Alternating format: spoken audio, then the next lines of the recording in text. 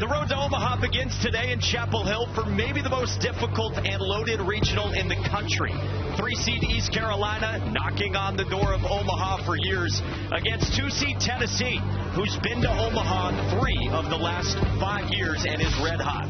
3-seed East Carolina, the American Conference champions, with the third best offense in the American in terms of runs per game at a little over 7 a pop, led by star freshman Grady Lenahan in the leadoff spot for this East Carolina group.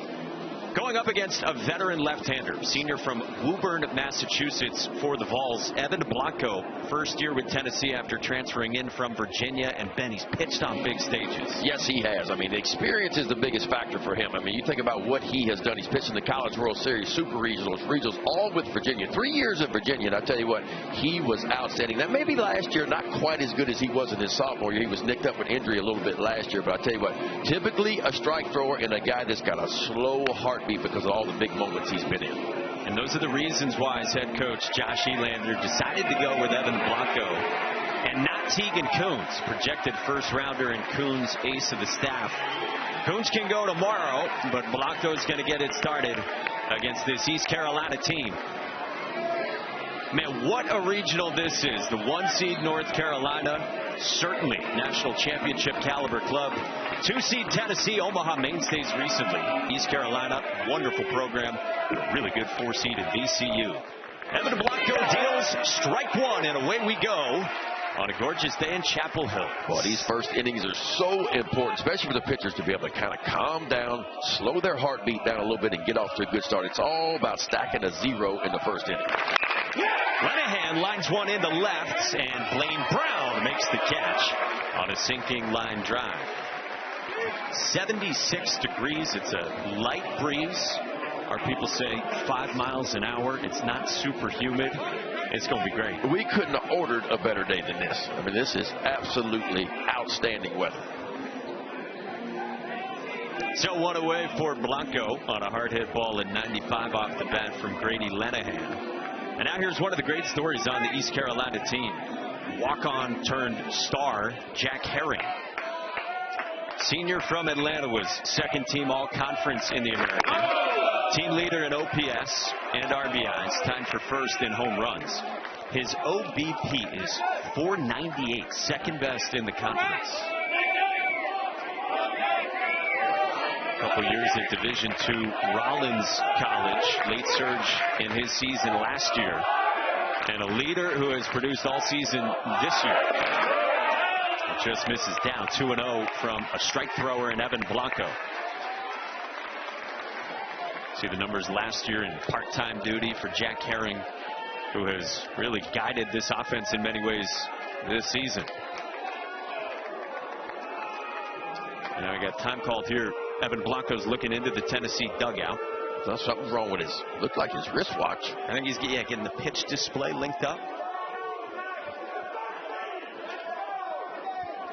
Josh Elander, the head coach of his first NCAA tournament game. Of course, everyone knows Tony Vitello was hired in October to be the manager of the San Francisco Giants. And athletic director Danny White promoted Josh Elander to head coach. We asked him yesterday, hey, does it feel any different being the head coach? He said, probably the only thing that's going to feel different is when game's on the line and you got to be the one to decide on a pitching change. Yeah, that's different. But I tell you what, he has been here at Tennessee through the heyday of Tennessee when they were so good. You look what Tennessee did, man. Through 2021 through 2025, this program averaged over 51 wins per season. That's how good they have been. Blanco back to work, and it's 2-1 on Jack Herring. And number 1 overall seed 2 of these last 5 years for the Vols. Started this year preseason number 14 in the country. And a good finish. They went 15-15 in the SEC. Fouled away. 2-2 on Herring. So when you look at Blanco, you can see kind of what he likes to do. So fastball's not an extremely hard fastball. 88 to 91, maybe show you a 92. But he loves to shove the fastball into righties to get to what really is his best swing and miss pitch, which is that changeup. And then the fastball like that can live at the top of the zone. That was 92 miles an hour. You look at the induced vertical break, for you folks that like that, that means how the ball carries through the zone. Does gravity grab it, or does it kind of stay on plane? His induced vertical break right around 19 inches, which is a little bit better than what big league average is. So even though it's not a hard velocity fastball, he can get you out because it's got that ride through the zone. Blake Grimmer with a fine play up the middle, and there's 2 down here in the first. Well, year to year for Tennessee, you talk about their defense, man. They have taken care of the baseball a lot better this year than what they did last year. Fielding percentage this year, 5th best in the country. They come in at 984 to Tennessee. Fielding percentage last year, only 970. That's a nice play right there. Kind of slides to the backhand side, quickly to his feet. It collects the out over at first base. And how about the positioning, too? We talked with Josh Elander yesterday. He said one of the things they did this year to improve on the defense is they went all in on shifting. And that wasn't a true extreme overshift, but Blake Grimmer was well positioned up the middle. Boy, and then a really good changeup to start out. Braden Burris. As Pirates fans certainly know by now, they've heard it plenty from Cliff Godwin's hometown of Snow Hill, North Carolina. Leader on this team, self-made guy, was first team all-conference in the American. 7th in the league in on-base percentage at around .450. Last year, a tremendous freshman season, and he delivered in the postseason. On the ground at short, at Manny Marion, who's up with it, and that's a 1-2-3 top of the first. As advertised from Evan Blanco, Ryan Towers to the mound next. Perfect weather in Chapel Hill, North Carolina for this regional lid lifter, with game 2 set to follow tonight between North Carolina and VCU. So the Tennessee's offense figured it out. They finished the year 7th in the SEC in terms of runs per game, but it was 3rd best in offense in SEC play. 3rd in the league with 111 home runs. And Henry Ford, another Virginia transfer, leads the team in a bunch of different categories for Josh Elander's Vols. And they will face Ryan Towers, redshirt junior, who started his career at Loyola Marymount and now has come back from the internal brace elbow surgery that he had last year, and he's been really steady. Yeah, didn't play at all last year, as you were talking about recovering from Tommy John surgery, rather. And boy, this year he has been outstanding. Wasn't really the #1 guy when the season began. Him and Norby has kind of gone back and forth a little bit. But look at the whip, 1.18. It's better than a 2-to-1 strikeout to walk ratio. And again, not a big fastball. You talk about velocity from the left side, 86 to 90. But he has got a really good changeup, curveball pretty good, and he'll show you an occasional cutter as well. Cliff Godwin said to us, this guy's gotten a lot better as this year's gone along. And with Ethan Norby pitching twice in the conference tournament in the American in Clearwater, Florida, including 5+ innings of sterling relief on Sunday, just made a ton of sense to keep it with Towers on. Absolutely. Because Towers has really pitched it well as of late. You see what the ERA was.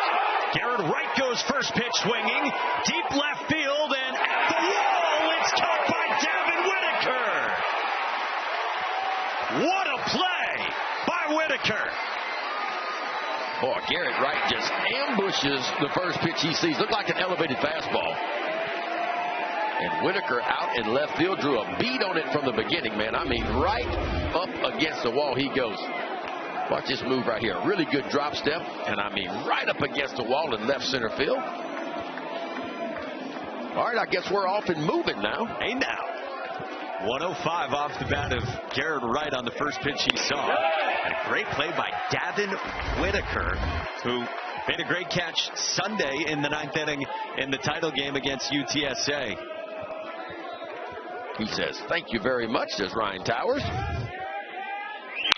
And now Blake Grimmer skies one to center. And Grady Linehan, and on 3 pitches, 2 outs for Towers to get started. Ben, how do you think this ballpark's going to play this weekend, and I guess in particular to start during these day games? It looks like it's drifting just slightly out toward right center field. Now, when I got here, this is my first time here at the Bosch, and what a beautiful ballpark it is, but it's pretty big for most college fields, out in left field, left center field, and center field. Now, the very gettable part of this ballpark is straightaway right center field. It kind of bellies in a little bit, so that's going to be the gettable part is right center field. And you go down the right field line, it's a pretty good poke, 340 feet right down the right field line. So I would call this more of a pitcher's ballpark. But like a lot of places this time of year, when the weather begins to heat up, wind starts to blow out a little bit, we tend to see the ball get out of the ballpark. But I wouldn't mind pitching in this ballpark compared to some of the other college ballparks I've seen. Two down for Henry Ford, who's top 150 on our ESPN MLB draft rankings. Team leader in home runs and RBIs, but he's down 1 and 2 as Towers has shown a little bit of everything on these first 3 pitches. Yeah, he too, Towers. I mean, again, not high velocity, but the metrics favor him. The induced vertical break, meaning the ball stays on plane a long time. So he can kind of get you out a lot of different ways. He gets a weak roller and Nick Parham, and the foot back down on the bag from Austin Irby. And the inning is over. 7 pitches for Ryan Towers out of the gate, so we're off and running. 16 regionals around the country getting started on this Friday afternoon. Tournament headlines, Ben told you the SEC has won 6 straight Men's College World Series, and they have 7 regional hosts. How about the teams not here? Jay Johnson's Fighting Tigers, Tim Corbin's squad, and Dallas Baptist not in. UCLA wire to wire, at least at this point. #1 in the country off an Omaha trip last year. And as always, we got talented Major League Baseball draft prospects littering this field, starting with Rock Chalowski and Von Lackey. Yeah, I tell you what, you talk about Georgia Tech and Von Lackey and company, man. Big-time offense. Of course, how impressive has UCLA been? I think they're the only team in D1 baseball not to lose a series all year long. That is some consistent baseball. 51-6 for the Bruins. Here at Chapel Hill, this is the 3 seed East Carolina, the 2 seed Tennessee. And this is Devin Whitaker against Evan Blanco after Whitaker made that nice running catch in the last half inning. He redshirted as a freshman. Last year he struggled offensively in about 50 at-bats. This year he's had a total breakout. Cliff Godwin told us, a self-made dude. Strokes one high into the blue sky and left at Blaine Brown with the shades on for the first out. A reset on how it all works for you. We start with these 16 regionals, double elimination format. From there you get 16 winners. They go to best of 3 supers next weekend, and then from there, your supers winners are the 8 teams that make up the College World Series field. So one away for Colby Wallace, junior third baseman in the 5 spot. Two-way guy who is a stud defensively. He's driven in 46 this year, and Cliff Godwin said this, can you believe it's only on 1 home run? Saying 1 home run, but 46 RBIs. That's getting it done with runners in scoring position. Wallace has made more contact this year. He has really cut down on the swing and miss from last season.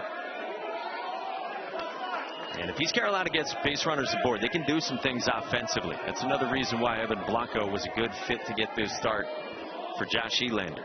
Yeah, ECU doesn't steal a ton of bases, right? I mean, 42 stolen bases, that's not a ton. But what they will do, they'll hit and run. They'll sacrifice bunts. They will find ways to move runners because power game is not a big part of their game. 56 home runs ECU comes in with, but they have a way of beating you. It's a high batting average, 297 for the season.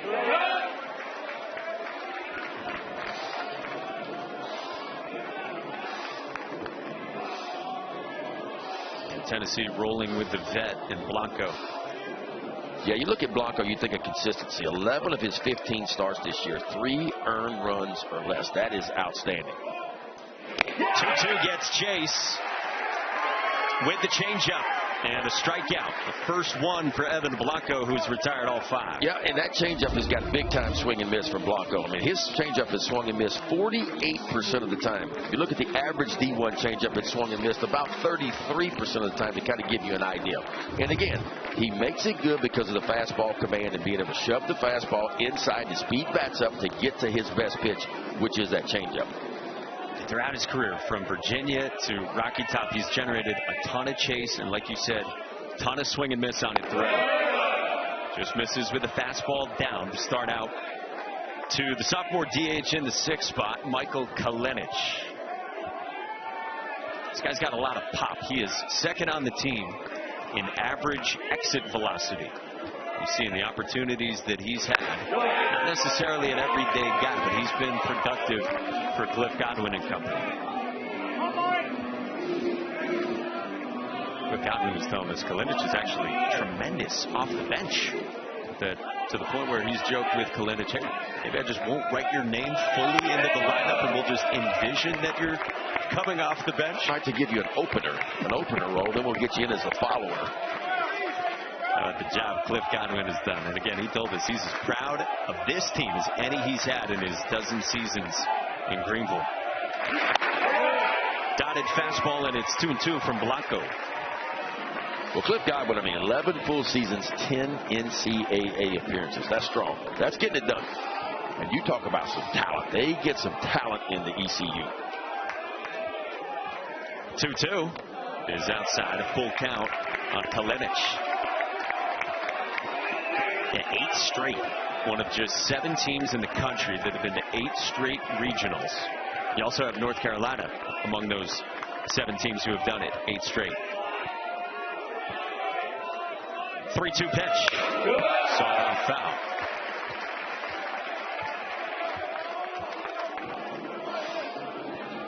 There's been adversity these last couple of seasons for Cliff Godwin's group. Injuries have plagued his team the last couple of years.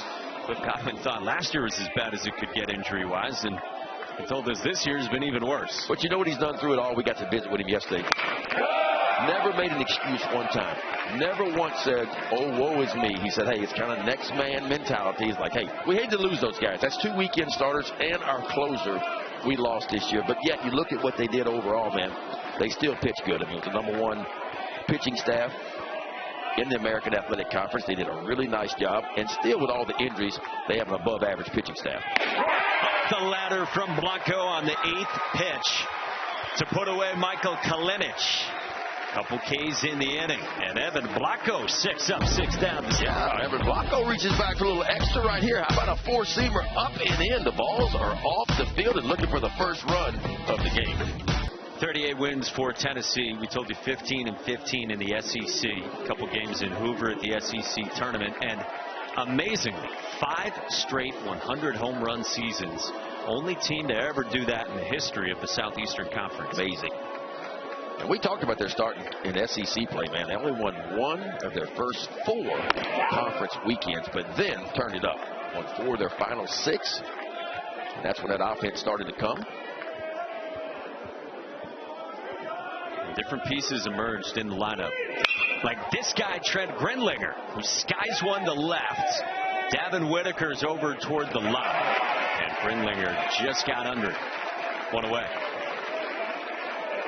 Very talented freshman from Huntington Beach, California. Was on the SEC all-freshman team. So combined 10 up, 10 down out of the gates. Pitcher's sharp so far. Veteran left-handers getting the ball. And they're kind of pitching similar, getting ahead with their fastball, but then using their changeups to get the hitters off the barrel just a little bit. This is Levi Clark, whose season might best embody his teams and his offenses. Levi Clark struggled mightily out of the gates. Really turned things around. There's real juice in the bat. A guy who had a very good freshman season. Tennessee was counting on him for a ton here as a sophomore. And he's had a great finish.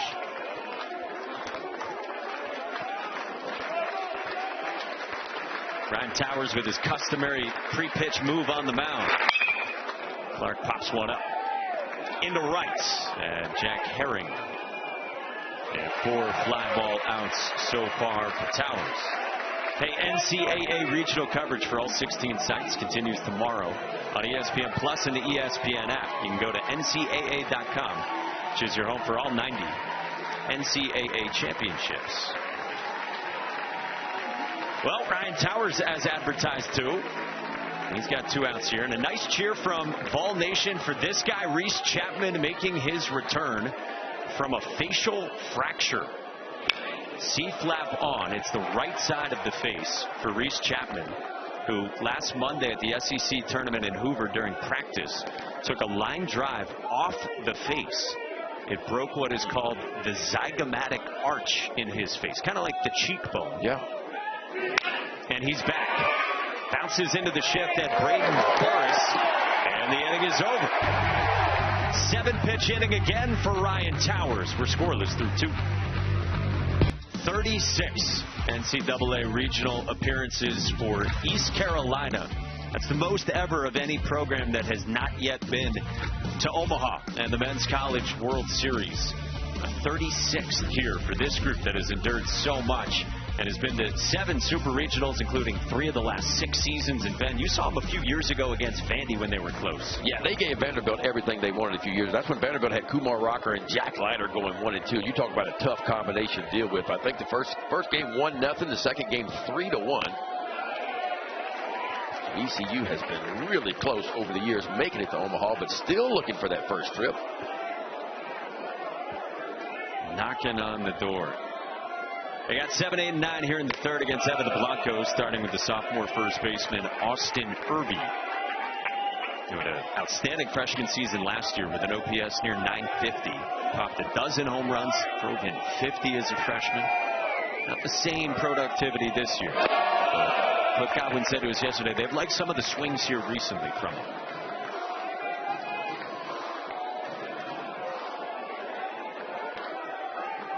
Irby got hot last year in the conference tournament down the stretch. On the ground, a shift beater left side from Irby, and the game's first base runner is Austin Irby with a backside single. Well, that's ECU offense right there. That's what they love to do to you. They're going to kind of hit it where it's pitched, Mikey.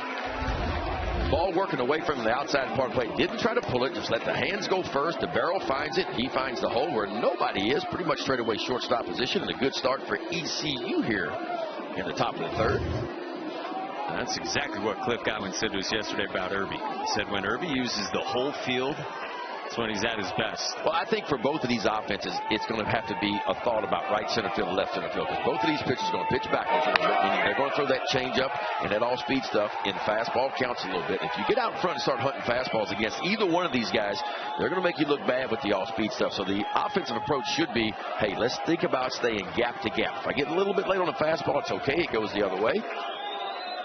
And you said the Pirates will manufacture too, like they're trying to do with Walker Barron, the catcher in the 8th spot, but it's 2-0 from Blanco.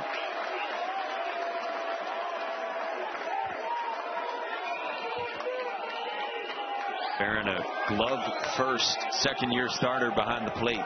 He's made some strides though this year offensively. Didn't square, and it's 3-0 from Blanco.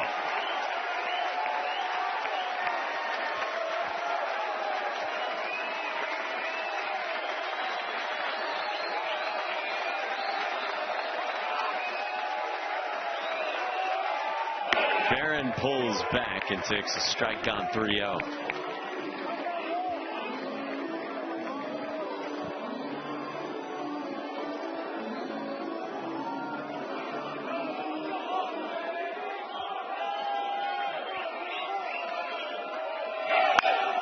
This one in the air, center field, Jay Abernathy for the first out.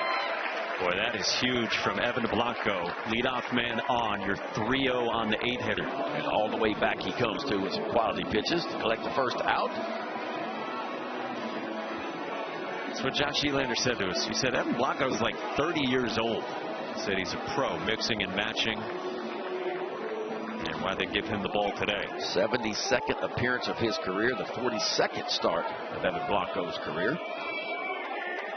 He's got one away and faces the 9-man shortstop Nick Parham from Asheville, North Carolina. This season's the most Parham's played in his career. A guy who had the internal brace as a position player at elbow surgery last summer and has won the shortstop job for the Pirates. 2 strikes on him.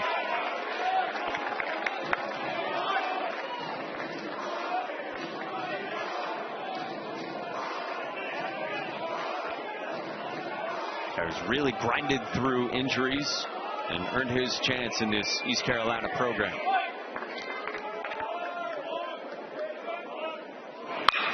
On the ground towards short, past Manny Marin into left. Austin Irby slams on the brakes around second, and there's 2 on for ECU. Well, I love ECU's approach right now, using the backside of the field. And that's kind of what they do the best. 0-2 count, you got to shorten up a little bit. Just try to put a ball in play. He gets a slider that's elevated just enough. Thus Parham just kind of barrels it right past the shortstop. Marin at first and second now with 1 out.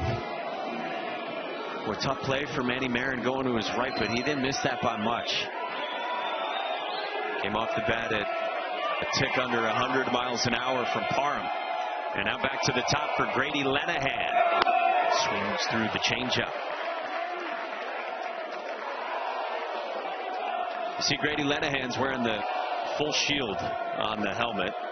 He had surgery in late April to repair his broken nose from when he got hit in the face.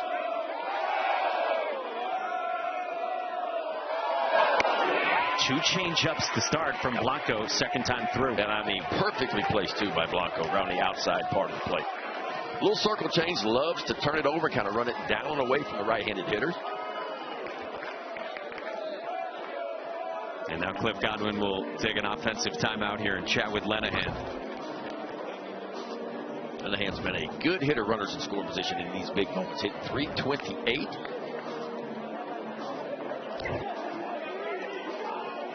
They have just gushed about his freshman all season. We welcome those of you watching on Squeeze Play. This game's been great so far. Two veteran lefties who came out locked in. But East Carolina's got two aboard here, top of the third. Ben McDonald, Mike Monaco with you. Evan Blanco's 0-2. Another changeup away to Grady Lenahan. He certainly slowed that bat down enough, Mikey. I mean, maybe the elevated fastball, because, again, that's where Blanco's fastball is going to play the best. Upper quadrant of strike zone. So I don't know if I'd throw a strike, but maybe he gets one just above the top of the zone. He can get that swing and a miss he's looking for. Just what you were thinking, and he really does have the good heater today with what Josh Elander says is takeoff at the top of the zone. Yeah, he's had that good ride, good carry through the zone, and when you slow the bat down 3 different times, a lot of times you can sneak the heater right by on the inside part of the plate where he tried. 2 on, 1 out. Blanco's 2-2. Lenahan rolls it at Manny Marin. He's up with it. Blake Grimmer's turn in time for 2. Marin atones, and it's 6-4-3 to get Tennessee off the field. Well done right there. Roll it, boys. That's what I like to say. And, boy, you create a ground ball with first and second. That's what you're looking for. And I tell you what, Marin over to Grimmer and Clark on the back end. Well done by the Vols. They are off the field, and we are scoreless.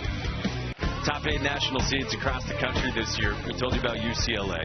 Georgia Tech has a historically good offense that is the best in the country. And Georgia, regular season and SEC tournament champion. Strong. Talk about Georgia, man. Good gosh. They can blow it out of the ballpark, too. Very offensive. And you got this North Carolina team, the number 5 national seed, doing it again under Scott Forbes. Just incredible. Well, East Carolina was the first team to threaten so far, but Evan Blanco gets a well-timed double play ball to this guy, Manny Marin, who leads off for the Vols with 7, 8, and 9. Marin, a draft-eligible sophomore who has supplied some power this year. 9 home runs compared to just 3 home runs last year for the native of Hialeah, Florida. He was travel ball teammates with Miami's superstar third baseman Daniel Cuvée. Ryan Towers 1-1. Pitching inside with that heater. Both our pitchers doing exactly that. Shoving those heaters inside, speeding bats up to get to the off-speed stuff.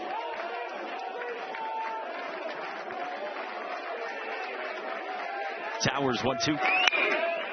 In the air, falling fast toward right center, and Jack Herring runs it down for the first down. Well, Ryan Towers is a cool story. Started his career with 2 years at Loyola Marymount. Freshman year, he had shoulder surgery, and the doctor told him he's only done like 7 of that type of shoulder surgeries before. And Ryan Towers was told, I don't think you'll ever throw a baseball again. Right. But he comes back from that, and then last year endures the internal brace, that modified Tommy John. And all of a sudden, he's the Friday starter for East Carolina in the NCAA tournament. And he's gotten better, and that's typically what happens after Tommy John surgery. Sometimes the first few innings, it takes a little while to get the velo back, to get the feel back, to get your stuff back. But the more you pitch, typically, the more you start to feel like yourself. You talk about Towers. I mean, coming out of high school, man, Henderson in Nevada is his hometown. But coming out of high school, he was the 4th-rated left-handed pitcher out of the state of Nevada his senior year. So came in with a lot of hype. His 0-2 to Blaine Brown is fouled away. He's got this nice pre-pitch routine. that Ryan Towers does every time, too. I guess his teammates have jokingly called it the triple threat out there on the mound. He just kind of started it and has stuck with it. I guess that's his way, his rhythm, getting in rhythm. Now, you can play some basketball. You're well aware of it. Long time ago, Mikey. The feet used to move okay a long time ago. And we are in basketball country here on Tobacco Road. Yes, we are. The 1-2. Brown looks at strike 3, called. And the first K for Ryan Towers, who's gone 8 up, 8 down.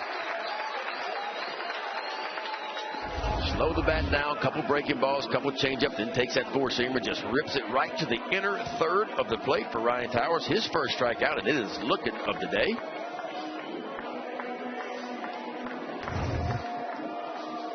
We call Towers a huge strikeout guy. He came in 53 in the third, 42 strikeouts, but he can certainly rack up a few of them.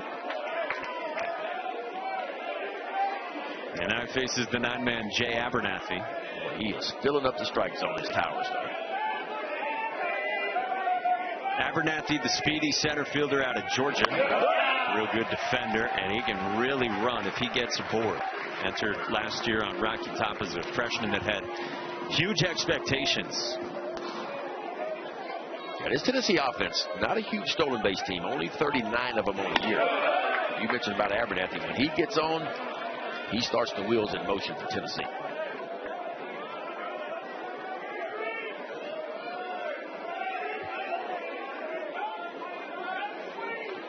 Ryan Towers 2-1. He's down 3-1 on Abernathy, so kind of similar. Both these pitchers out of the gates. Chat with Josh Elander coming up at the start of the next half inning. Full count on Jay Abernathy. Boy, how about Ryan Towers given the big stage in this regional opener? The redshirt junior has been through a lot in his college career. It's 3-2. Abernathy pops it foul. There's a time this year where Ryan Towers faced 5 batters, gave up 5 hits. Towers has joked after the fact it was a yes hitter. But boy, he's gotten a lot better as this year's gone along. The Vets 3-2. Strike 3 called. Towers dots and struts and wants to hear it from Pirate Nation in Chapel Hill. 9 up, 9 down for Ryan Towers. Back in Chapel Hill, Josh Elander kind enough to join us now. And Josh, we were just saying, both these pitchers kind of similar, veteran lefties. What have you seen from both of them so far? Both just competing at a high level right now, throwing fastballs at the top, and their guys doing a good job of spreading the plate a little bit east and west and throwing some left-on-left changeups. But it'll be a minute for it looks like these guys need to settle in a bit on the offensive side. Josh, under Tony Vitello for a lot of years, man, y'all had a ton of success and still moving in that direction. Well, what is it like for you the first year of being the head man in Tennessee? It's been crazy. It's been crazy. I think when the year's over with, we'll be able to sit back and reflect on some things, but grateful to still be wearing this uniform and excited for the competition with this crew today. Grateful for you doing this. Thanks, Josh. Thanks, guys. Good luck. Yeah, 8 years on staff, of course. Tony Vitello's entire tenure. Guy from Round Rock, Texas, played at TCU. And drafted by the Braves in the 6th round. So we said the offense has got to settle in a little bit, with Blanco and Towers looking sharp. Well, both pitchers been on their games, man. They're doing a great job moving the ball in and out, up and down, and changing speeds. And the change up to start gets Jack Herring in the 2 spot to pop out the short at Manny Marin. It is a recipe for success, man. When you can do that, when you can change speeds, and a lot of strike ones by both of our pitchers. So they're putting hitters on the defense right away. Everybody looks at pitching as defense. I look at it as offense. I look at it as putting a hitter on the defense right away by throwing strike 1. And the numbers bear it out, man. When you throw strike 1 and you get yourself in plus counts as a pitcher, it becomes a lot easier to get hitters out. Braden Burris takes a breaking ball for a land strike as he squared on the first pitch. And both these guys coming out attacking, setting the tone. Burris grounded to short his first time to cap a 1-2-3 top of the first for Evan Blanco. Roller left side past That's the dive of Henry Ford. Braden Burris is on with a one-out single for East Carolina, who has 3 hits now the last 2 innings. Boy, Braden Burris stayed on that changeup just enough where he had some barrel left. Still got out in front of it, but that's okay. Watch him wait, go down and just kind of stick his nose on a changeup, working down and away from him, and a bullet right by Henry Ford over at third base. Boy, Burris can do that. He is so good bat to ball, and the guy rarely swings and misses. He's out in front of Davin Whitaker. Tried to lay off and did not go around on appeal to third. As Whitaker bats in the cleanup spot for the second time after he flew to left back in the second.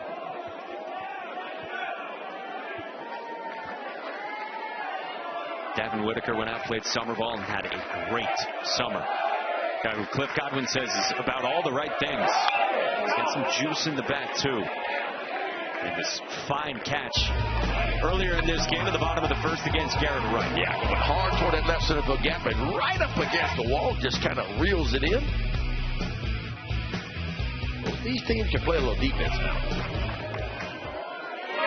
Thought Wright might have got it off the bat. 105.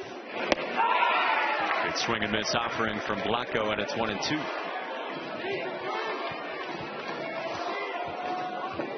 Mentioned the evolution for Davin Whitaker. He just didn't have the consistency last year, Cliff Godwin was saying to us. And he's built on it this year. Sometimes it just takes some reps, man. Just get in that box enough, whether it's summer ball, whether it's collegiate ball. The more reps you get, the more pitches you see, the better understanding you have of how hitters want to attack you, what your strengths, what your weaknesses are.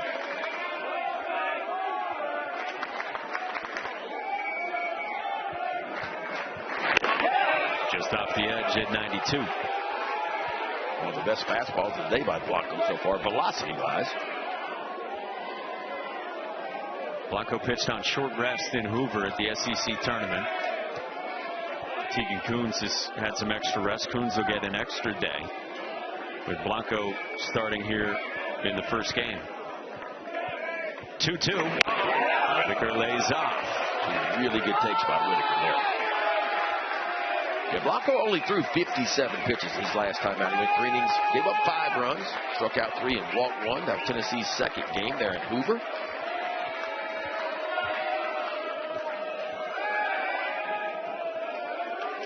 Well, you mentioned the takes from Whitaker. It's part of the identity of this East Carolina offense. They strike out the least of the teams in the American, and then they swing and miss second least. I mean, they don't chase a lot.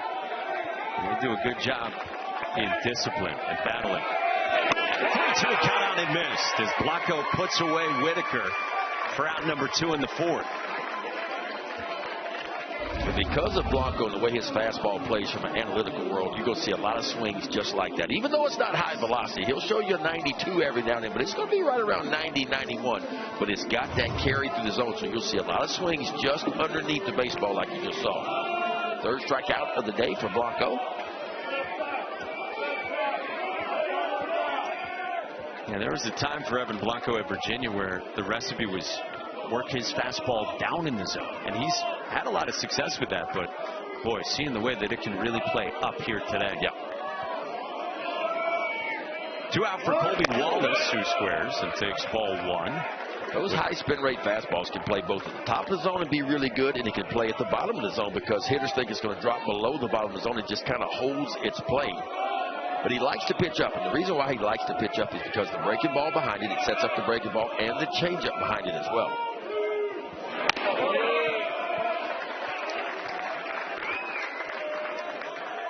That word we hear tunneling so much in today's world about pitching, you know, to be able to tunnel the ball out of the same arm slot, out of the same hand position, and have it obviously do 2 different things or 3 different things as it goes towards the plate. 2-0 to Wallace. Grabs the outside part of the zone. 2-1 on ECU's 5-hitter. Garrett Wright might have stole that one. He yanked it back really quick.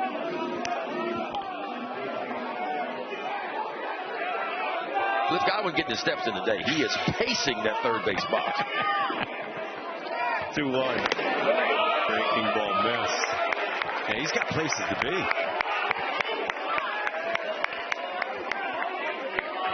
Coaching him up. I mean, he is moving. Making the rounds. postseason angst caked on in Chapel Hill. In the air center field, Jay Abernathy sprints in and runs it down. Inning over. We'll talk to Cliff Godwin. Maybe still prancing around when we come back to Chapel Hill.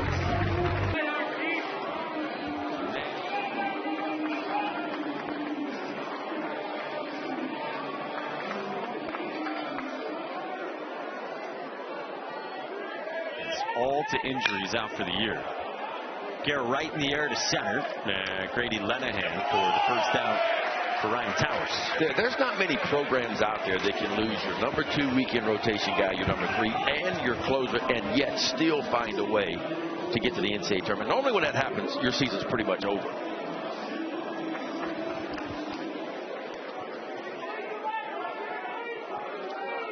Excellent job done by this coaching staff to find a way to make it all work. Pitching coach Austin Knight.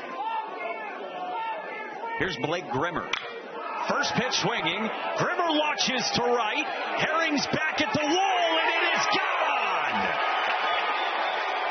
Blake Grimmer launches, and Tennessee strikes first. Boy, what a move to the ball that was by Grimmer. I don't even know if that was a strike, Mikey. Kind of up and in on the heater. He guessed fastball, and boy, he got it, and certainly didn't miss it. Ball's 112th home run of the year, and they strike first in game 1 of the Chapel Hill Regional. 108 off the bat. Watch this move. A little bit of a missed spot right there because you can see the catcher Barron. He's set up on the outside part of the plate. This ball is kind of up and in, and a beautiful move by Blake Grimmer. Hands got it tight to the body, the barrel to the ball. Little dribbler here off the end of the bat will roll foul from Henry Ford. You said it, not even a strike. That's inside off the plate, and Grimmer does such a good job of controlling the barrel. And the only way you can do that with that ball in that position is you're going up there looking for a first pitch heater, and boy, he got one. So the Vols on the board first with their first hit, first base runner after 10 straight retired out of the gates from Ryan Towers. And now Henry Ford. Stud third baseman, Virginia transfer, grounded to short his first time. A curveball that we haven't seen a lot of so far from Towers. Ford super productive in 2 seasons with Virginia. Of course, a Charlottesville native. 2-1 to count on Henry Ford. Ford in his career, 47 home runs and OPS near 1,000. Freshman All-American 2 years ago. Last year, second team All-ACC. And this year, ultra productive again in the SEC.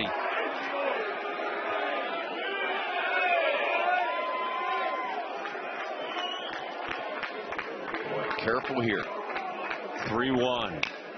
Ford got a 3-1 changeup. And he was thinking big things. Yeah, I mean, you get the count in your favor, you think fastball's coming. But a really good changeup by Towers, just kind of down and away to climb right back in the count. And that's how Towers is going to pitch. A lot like Blanco, they will pitch backwards. And no chase up the ladder, so Ford's aboard. And second time through, some more comfortable looking ABs from Tennessee. And that's what you hope you see from both of these offenses, right? You go through the lineup for the first time, got to see what the pitcher's got, how he's attacking you, and then start to make some adjustments the second time through. Well, brings up a real talented freshman in Trent Grenlinger. We'll get a mound visit here before Grenlinger bats from East Carolina pitching coach Austin Knight. 5th year on the job, 7th year in total on staff. Out to chat with Ryan Towers, the battery and the whole infield. And the Women's College World Series rolls on tonight on ESPN and the app with a couple elimination games starting at 7 Eastern with Texas and Mississippi State, and then UCLA against Arkansas. Shout out to the Vols with a win against Texas yesterday. Defending national champions take an opening L in OKC.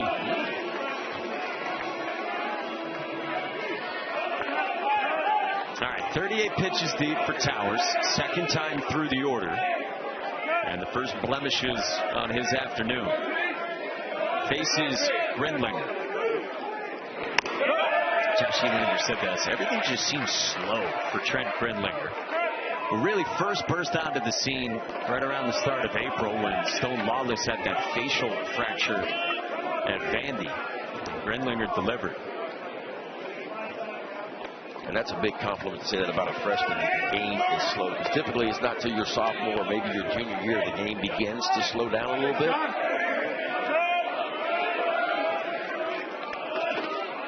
Josh Elander said there's not many freshmen batting cleanup. Certainly not in the SEC. Grindlinger sprays one down the line in right. Herring's over, and it lands just foul.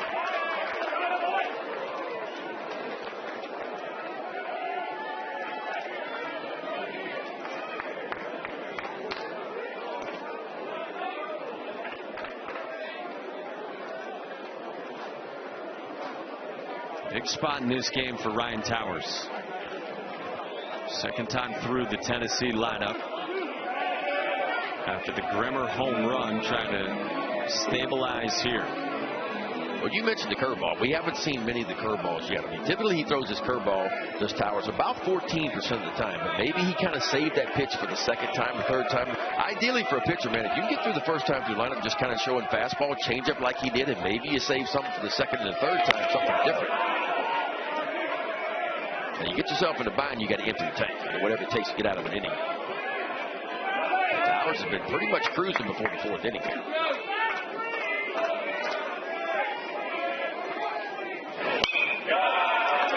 Foul by Grindlinger. And one of the keys for Ryan Towers this year, too, coming back from that elbow surgery, was holding his velocity deeper into outings. He's really done that in a way he wasn't earlier in the season. Just the build-up, right? I mean, when you take a full year off, man, like he did last year, didn't play at all last year to Towers. Maybe pitch one pitch, so it takes a little time sometimes to kind of build and ramp back up again.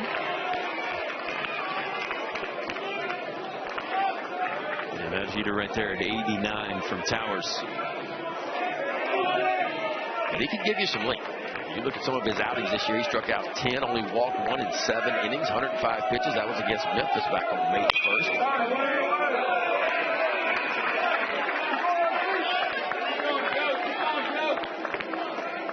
And again, he's been such an important anchor because of the injuries we talked about on this East Carolina staff. Towers against Grindlinger here in the fourth. Seventh pitch. Great step back there by Walker Barron, darting to his left. That's a big time pickup right there. I want your catchers to be athletic, be able to move. Sometimes when they get on one knee, man, it kind of slows the movement down, but watch him just work to his left. One knee stuff is great. I think it does steal a few pitches from time to time, but I also think it makes it a little bit tougher to move laterally for catchers to be able to block balls. It's a debate we always have about catchers. Grindlinger squares one up into left field. A two-strike single scorched at 113 miles an hour off the bat, and there's 2 on for Tennessee. Boy, that one was touched too. Looked like that little slider or cutter, whatever you want to call it, just kind of hung up in the upper part of the zone. There's a good look at it. It actually worked right back into the barrel. Grindlinger.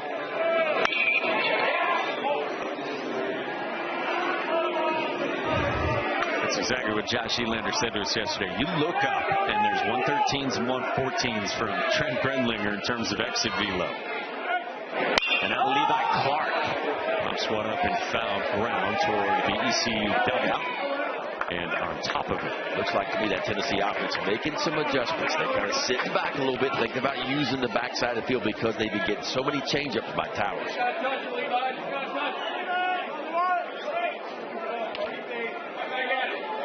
Clark flew to right his first time against Towers, approaching 50 pitches with an offense, to your point, settling in against them.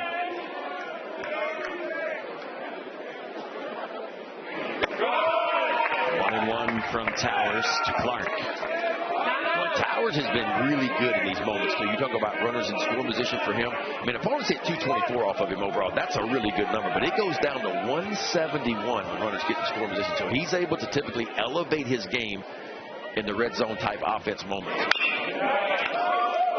2. Well, Joseph Webb, guy who can throw multiple games in a weekend, has had a really good second half of this season. He's starting to loosen for East Carolina.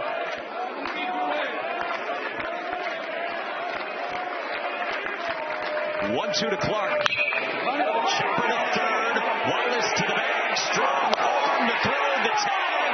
Got him for 2. Enormous for Ryan Towers to get the 5-3 twin killing. Got exactly what he wanted. Hunting the ground ball, and boy, it worked out perfectly. Over to Colby Wallace at third base. He simply just collects the ball, steps on third base, and across the diamond he's going to go. And Irby, a really nice finish on the back end. Up the ladder and makes the tag, but the ball strike first. Maybe the most competitive regional in the country, and a good one to start. Evan Blanco locked in for Tennessee, getting the nod over Tegan Coons. Got a huge double play ball to end the third. And then on the flip side, Ryan Towers has acquitted himself very nicely, too. Through 4 innings, and Big Ben, he just got a huge double play after the Blake Grimmer home run. Yeah, I mean, these guys are pitching and pitching well. This is the time of year that typically ERAs continue to go up. Offense is big this time of the year, but both these guys have been kind of on their game. We go to the 5th, and Michael Kalemich, guys, the first one he sees in the left center field. Blaine Brown's there for out number 1. Gorgeous day. Just passed an hour into this one. Winner moves on and gets the winner of tonight's second game. Top seed North Carolina, 4 seed VCU. Doesn't get any better than this, weather-wise, for this time of the year. Hardly any humidity at all. Get on the mound today, you feel like you can go for a while. Good little morning stroll or morning run weather, too. You've been known to get out there and pound the pavement. Yeah. I wasn't pounding, just kind of walking this morning, though. Nothing wrong with that. The knees don't quite feel like they used to feel, Mikey, but they're still moving. Austin Irby bats with 1 out and the base is empty. He was East Carolina's first base runner in the 3rd. With a backside left-on-left single. He pulls this one on a line to right. Chapman goes back. Can't make the catch. Irby motors to second off the carom, and we'll stop there with a 1-out double. Well, how about a 2-for-2 day for Irby? And I thought right there that he might have been able to get to third base. Kind of checked it up there at second base. Reese Chapman out right field doing all he can do. This ball came off the bat. Looked like just a hanging breaking ball, kind of sitting right up about chest high for Irby. Right fielder. Chapman going back, and he goes up to try to catch it. It looked like the ball just tips off his glove, but when it did, it kicked a long way away. And I thought for a second Irby was going to try to stretch it to 3, but pulls up at second, so a 1-out double for ECU. So man in scoring position for Walker. Barron takes a big cut on the breaking ball, and I was with you. I thought Irby might have had a chance to go to third there. So Barron bats. He flew to center. Well struck his first time. Back in the 3rd inning. Good answer from Blanco to pound ahead 0-2.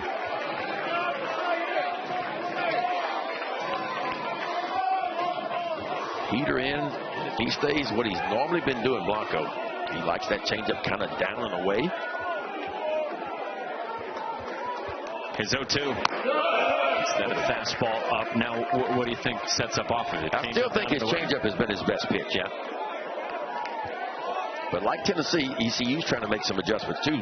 Their second time through the lineup.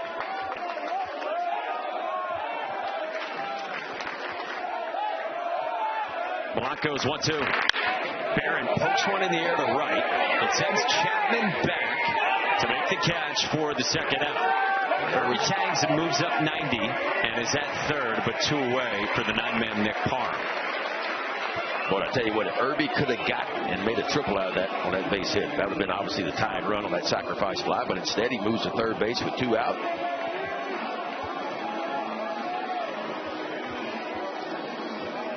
Yeah, that looms large for Austin Irby.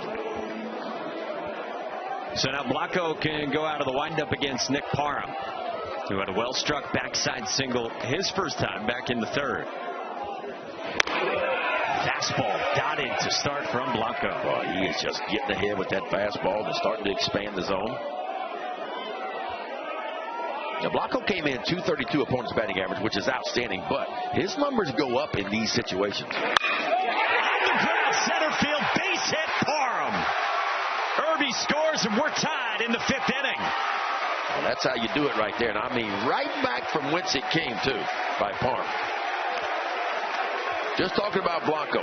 Runners in score position, the numbers go up to 316 opponent's batting average.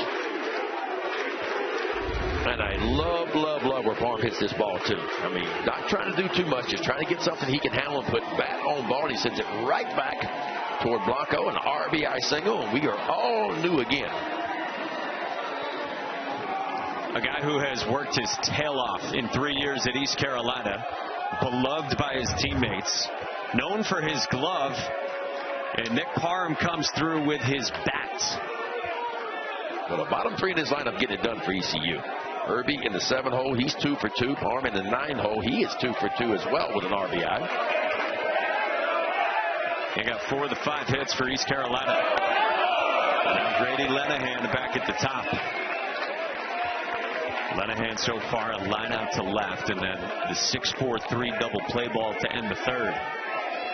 So the double, triple conversation doesn't end up mattering for East Carolina, thanks to Parham.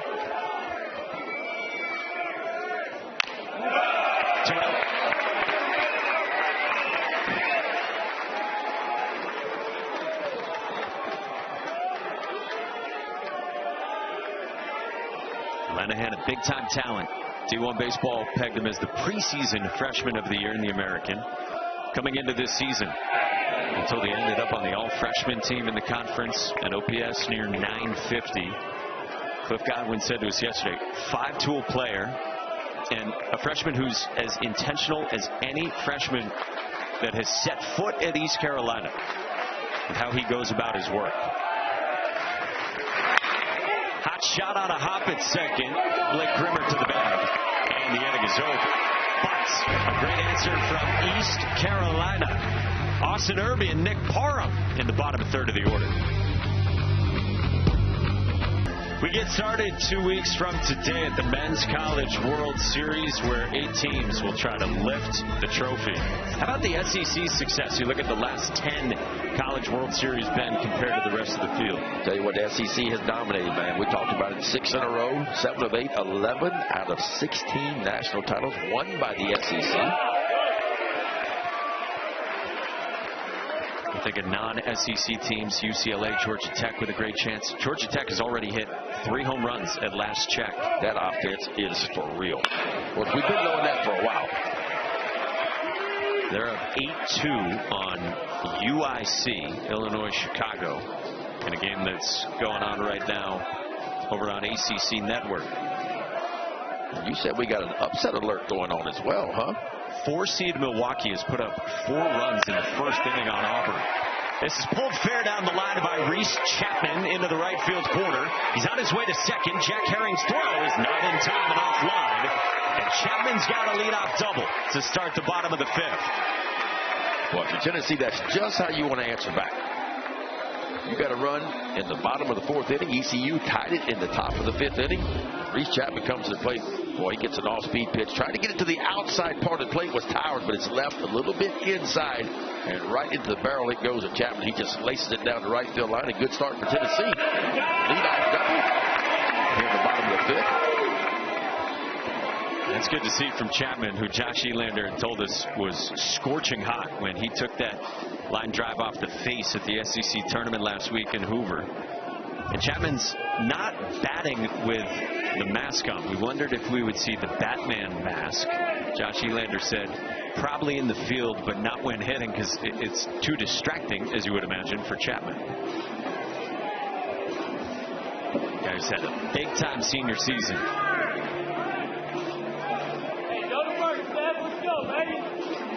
So, 1-1 game, bottom of the 5th, now to the 7 spot, and Manny Marin Second time through for Towers, and Tennessee has settled in offensively. Yeah, we talked about making some adjustments. Tennessee started to make some adjustments.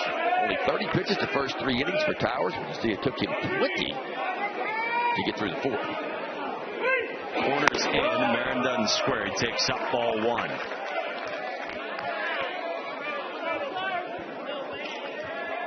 Marin's a guy who will really chase. He's got the highest chase rate in the SEC. And now, at 1-0, Cliff Godwin will come out. 54 pitches, and it's Cliff Godwin who's going to make a move. Well, Towers gets him into the 5th inning, and Cliff Godwin probably seeing what you've been seeing, Ben. Tennessee looks more comfortable.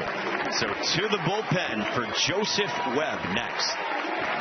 4+ innings for Ryan Towers, and an awesome ovation from the Pirates fans who have made the short drive here to Chapel Hill. Yeah, he was really good. I mean, he retired the first 10 batters he saw, then a solo home run by Grimmer, and a walk and a single. He got out of the inning, which was the 4th inning, with a double play, but a leadoff double by Reese Chapman to start the 5th here has pushed him out of the ball game. He'll give way to the right-hander, Joseph Webb, the senior, out of right here in North Carolina, making his 29th appearance of the year. 4 of those appearances have been starts, but 61 to 3rd, man. Opponent's batting average outstanding for him, just 195. And look at the strikeouts, 79 punch-outs and only 61 to 3rd. Yeah, he's got the best whiff rate in the entire conference. Comes into a 1-ball, no-strike count against Manny Marin, who now squares, bunts it back at Webb, who gets the out. Sacrifice successful as Reese Chapman moves up 90. And there's one away here in the 5th. Hey, ESPN's the home for regional coverage for around-the-clock multi-game coverage. You can scan that QR code bottom left. And ESPN Plus subscribers can access expanded coverage with Squeeze Play. So some small ball from Josh Elander. And now to Blaine Brown in the 8th spot. Yeah, ECU's going to pull the infield in. They'll try to cut the run off at home plate. So it's up to Joseph Webb here to try to create a ground ball. Anytime your infield comes in, they're telling you one thing. Can you create a ground ball? Now, you get 2 strikes and all that changes. Then I start thinking about strikeout at that point. Splitter to start that was pretty gnarly to the Rice transfer, Blaine Brown. You talk about ground balls. Blaine Brown has hit a lot of pull side ground balls this year. It's been his bugaboo. Webb's 0-1. Look at that splitter again. That thing is dirty right there.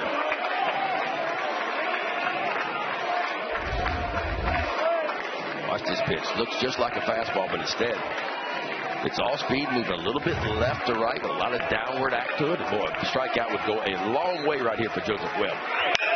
On the ground to second, Braden Burris back to 3rd to get Chapman. Wow. Well, contact play over on at 3rd base over there. And contact play means the batter is running on contact. And you're taking a chance right there. And obviously, when you line out like that, you're going to get doubled off. And that's exactly what happened to Tennessee. Yeah, Burris plucked it on a line. Yeah, it looked like another splitter. And right to the second baseman, Burris, and he recognized the runner off the bag at 3rd base. Across the diamond he goes, and a double play.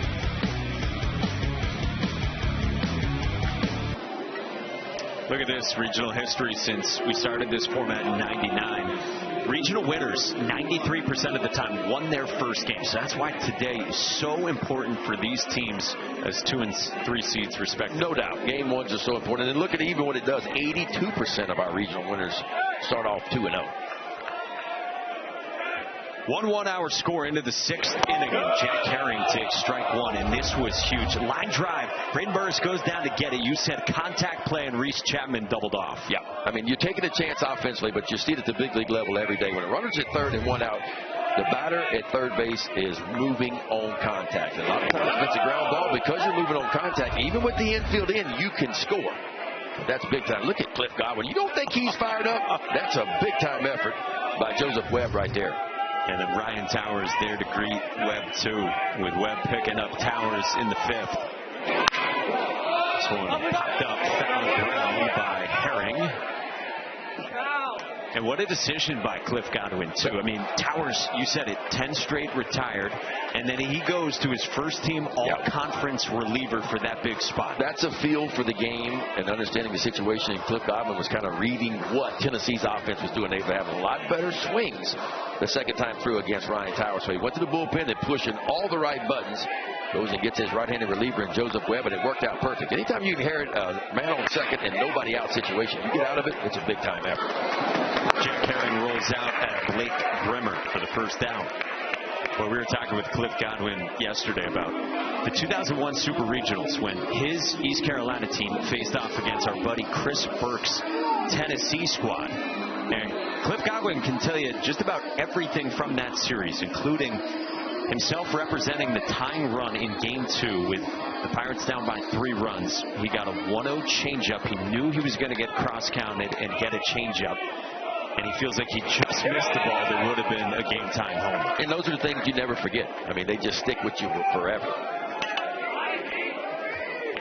If you look at Cliff Godwin and where he's been as an assistant coach in his career, under Corbin at Vanderbilt and LSU for a couple of years, under Mike Bianco at Ole Miss for 3 years too. So you talk about the coaches and the head coaches that he's learned under, man. You can't learn under 3 better than that. And of course his coach, Keith LeClaire, who Cliff was telling us after they lost that Super Regional, they were in the outfield. Keith LeClaire says to his team, hey, if this is the worst thing that happens in your life, you'll have a good life. That's put it in perspective right there. Because it's tough, man. I mean, these kids are all, and the coaches are too. I mean, it's a grind. Beginning in fall ball, the 2-a-days, the weight workouts, and getting up early, man. And when it's finally all over, it's a tough pill to swallow. It really is when it's over. But that's why you leave nothing on the field, man. You go out there and you give everything you've got, and you just kind of let it play out from there. And really, at the end of the day, that's all you can ask. When the dust settles on the season, did you give everything you had as a coach? Did you give everything that you had as a player? And if you can do that, man, you can put your head on the pillow at night. 1-2 on Braden Burris in the 3 spot in the ECU lineup. Full side single for Burris, past third in the 4th. Chops one again, and it eats up Henry Ford on the short hop in the left. Burris is on. 1-out base runner for East Carolina in the 6th. Yeah, I think if Henry Ford had to do that over again, he would charge this ball. He got kind of caught in between hops. Started to come in, and he kind of puts on the brakes, and the ball actually plays him instead of him playing the ball. When it bounces that high, as an infielder, when you see the ball bounce up above your head, the idea is to come get it. If he comes and gets that ball, he can probably get it on the short hop. Instead, he kind of laid back, and the big top spin pops right over his head. It should go as an error on Henry Ford, and does. And so a man on for the cleanup hitter, Davin Whitaker. 2 so far with a fly out to left, and then a strikeout swinging on a fastball from Evan Blanco.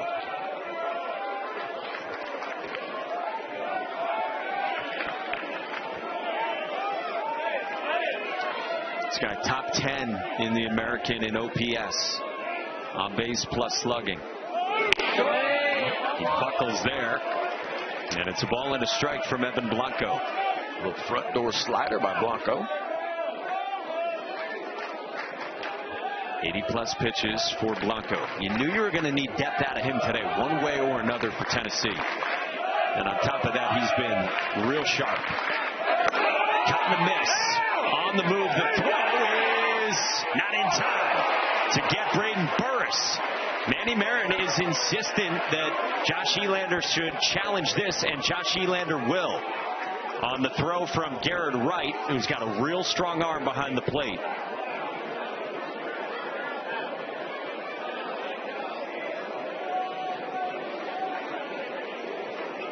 You get 2 challenges in college baseball. His challenge is safe at second base. The play is under further review. If you're successful, you keep your challenge. And the call on the field, safe at second from Braden Burris. Looked like to me Burris got in there. The question is, did he come off the bag here? We're about to find out. Short hop. Yeah, so the other mid gets in there to me, but does he stay on the bag is the question. I think he does. It looked to me like originally he got in there safely, as you said, and then maybe the left hand does come off, but I don't think there's a tag on before the left foot gets back on. You know what I'm saying? Yep. That's exactly what. So right now, I think the other mitt is in. Now, does he stay on? The mitt is on. Now he's trying to get the left. Is there a moment, and not from what we're seeing, is there a moment where everything comes off the bag for Burris? And if it does all come off, is there a tag on at that time?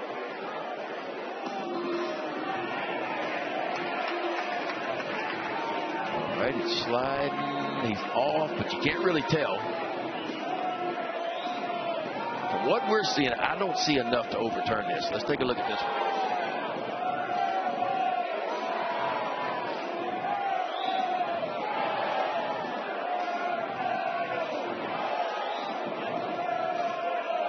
Yeah, I don't know. I don't see enough to overturn it from the views that we're getting. I agree with you.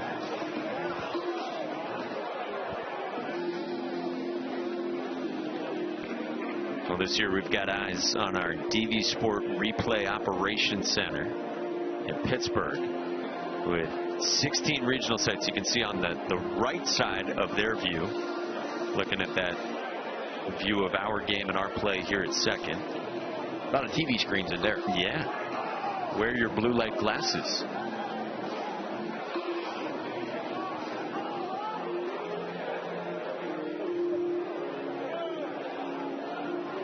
Of course, you're always looking for indisputable video evidence.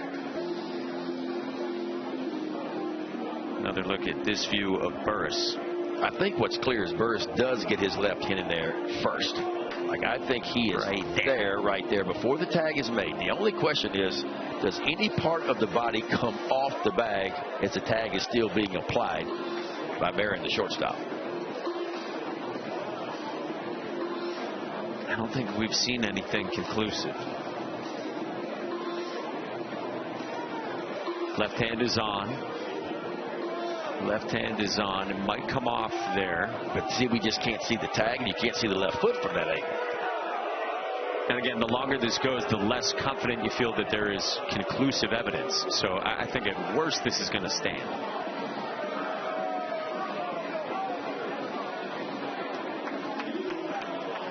And a huge spot in this game would put a runner in scoring position with one out in a tie game in the 6th inning. Mark Wagers. After further review, the call is safe at second. Stands. The runner is safe. Tennessee has one left. As you would expect, based on what we saw. Level stolen the base for Burris, and that's your go-ahead run now in scoring position. And so 1 ball and 2 strikes, though, on Davin Whitaker. Cliff Godwin talks it over with him. And a huge moment in this game.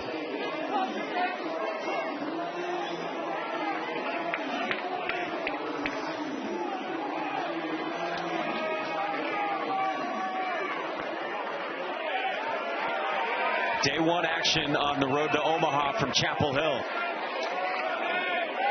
1-2. Whitaker pulls it into right field, a base hit. Burris gets to third. Chapman's throw to the plate, on line, the tag! Got him!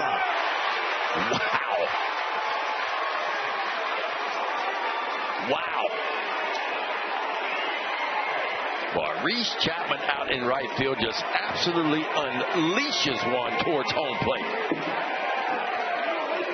And now East Carolina might want to challenge this, but Evan Blanco loves the hose from his right fielder, Reese Chapman, to cut down Braden Burris. Well, Chapman out in right field being the perfect ball for him. He comes and gets it. Good review. And I'll be honest, this happened so fast, I couldn't tell out or safe at home plate. Garrett Wright, the catcher, had to play it off the hop from Reese Chapman. It was on line past the cut of Levi Clark. And Batman in right field delivers a huge play to the plate. What a big 2-strike swing, too, right there by Whitaker. Watch this play up. Does Chapman come and just a perfect one-hopper now. From that angle, I can't tell you anything. Here we go. Let's slow it down a little bit. Does he get in with the right before the tag? He might have got in there. He may have got there. Just a beautiful swim move by Burris right there. Just kind of swam to the backside of home plate. Ooh, so that is close. Burris wasted no time. He felt like he got his hand. As soon as he got up on his feet, here it is again.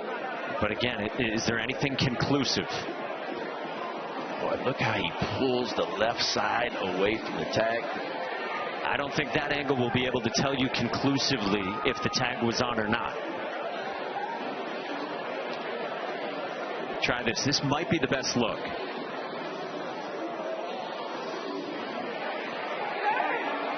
Is the tag on him? Because it does look like the hand's on the plate there. Well, these are the reasons why we've seen two of the closest plays you can see back to back. And that's why the call in the field is always the most important one. Is there enough here to overturn this? I'm not sure there is. I don't think you know for sure if the tag's on or off. And look, if it had been called the other way, we'd be sitting there saying the same thing. I think so too. He might have been safe, but I just don't know if there's going to be enough to overturn that. And he might have been out, and it might have been the right call. Boy, that's a little different now. You see that? Yeah. It almost looked like there was a little space in there before the right hand of Burris touched home plate.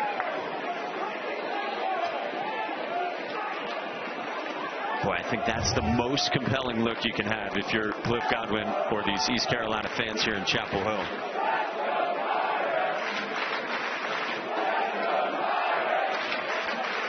Two massive challenges hang over this game in the 6th inning.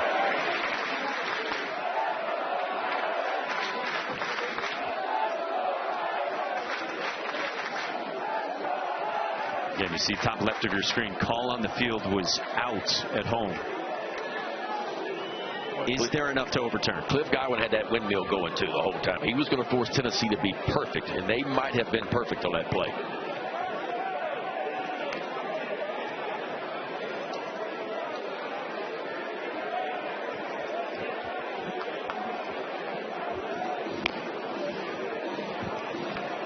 Evan Blanco has started to throw to Garrett Wright to stay loose. Two lengthy reviews.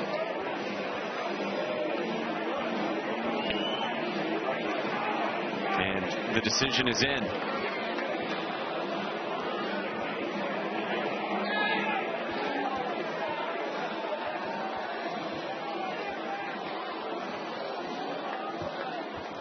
After further review, the ruling at home plate stands. The runner is out. What a play by Reese Chapman. And a bang review. And I think based on the evidence they had in front of them, I think they had to keep that at stands and keep it in out at home. I agree. Could have gone either way. What a swing, man. Two-strike swing right there, just a bullet out to right field. But give Chapman all the credit in the world, man. Just a perfect throw, how you draw it up, and a really good quick tag by Garrett Wright of Tennessee right there. And look at Blanco. You don't think he's fired up? That is a big-time moment right there. We talked about the improvement year to year for this Tennessee defense, man. Top 5 defense in the entire country last year. They were nowhere close to that. They have taken care of the ball a lot better this year than what they did last year. Boy, two ultra close reviews that just weren't conclusive. Now Colby Wallace. And these Carolina fans aren't going to like that. Burris, man, it is close. He makes a great effort to get the oven mitt in. But with the call on the field being out, there wasn't anything conclusive to overturn it. I agree. I mean, as good a slide as you could have had, man. He just got the left arm and kind of got on his right side to swim it to the back side of the plate. Wallace squares, pulls back, and the pitch just missed. Boy, and then you think about this Tennessee defense, Ben, to your point. Had a couple plays that haven't been perfect. Maybe Reese Chapman would have liked to make that catch. Real tough play going back earlier, or Henry Ford earlier this inning on the ball that eats him up, but they've had answers defensively. Yes, they have. Manny Marin had the ball at short, and then he turned to double play after that in the 3rd inning. This one gets away from Garrett Wright. So a defensive miscue for Tennessee, and Davin Whitaker is in scoring position. And again, that is big against Blanco. Blanco's numbers go up with runners in scoring position. Hit 316 off him. Really a ball that probably should have been called. I don't know if Wright got crossed up on that. Josh Reynolds, the pitching coach, going to come out here. You know, they weren't happy either, I don't think, with the previous pitch. The 0-1 that was a check swing and was called off, in addition to being no swing from Colby Wallace. I think they wanted a strike on that. And then Wright can't haul this one in, and just like that, it's 2-1, and you got a man in scoring position.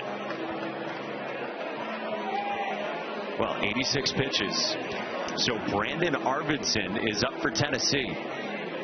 Figure you're going to see Arvidsson and Cam Appenzeller logging major innings this weekend for Tennessee, beyond the two starters we know of in Blanco and Tegan Kuhns tomorrow.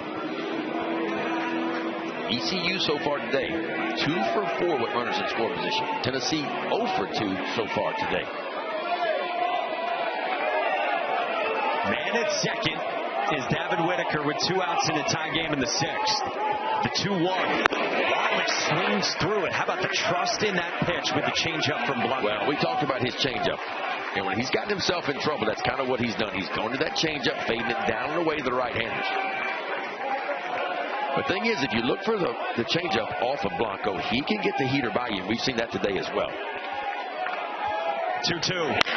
Wallace at short, and Manny Marin to end the inning.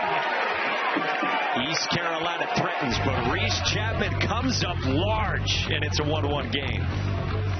How about the defense that has come up large here these last few innings? Bottom of the 4th, Levi Clark rolls into 2 to end the inning, and then Blaine Brown, the next inning, lines into a double play at Braden Burris, and then Reese Chapman then comes up enormous for the ball. Yeah, Reese Chapman, this is as good a throw as you'll see right here. Charges it, does exactly what they do, and I mean a perfect throw home to Garrett Wright to collect the out. That's big time. And both teams have been on point defensively for the most part.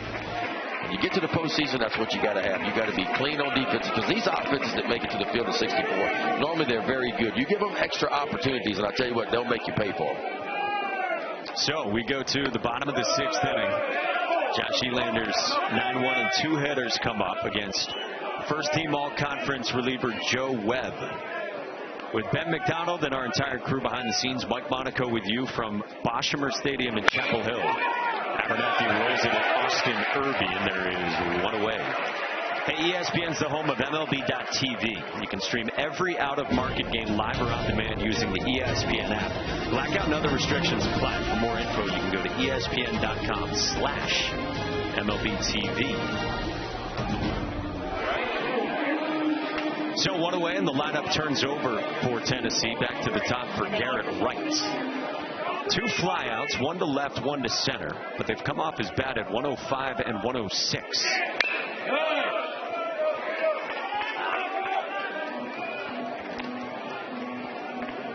Bowling Green transfer, had 2 outstanding seasons at Bowling Green, and has done it again this year. High expectations coming in. Right, the team leader in OPS for the Bulls. 0-2 from Joseph Webb. Right, the rare guy who can catch and play center in the same weekend. Talk about a rare combination. You don't see many guys go from catcher to center field. You hear about catcher, maybe first base, catcher DH, maybe catcher third base, but catcher into a premium position of center field. Webb throws him the splitter to get a strikeout, and there's 2 away for Joseph Webb with that gnarly split. That's his pitch, man. And look, he'll throw it in just about any count, too.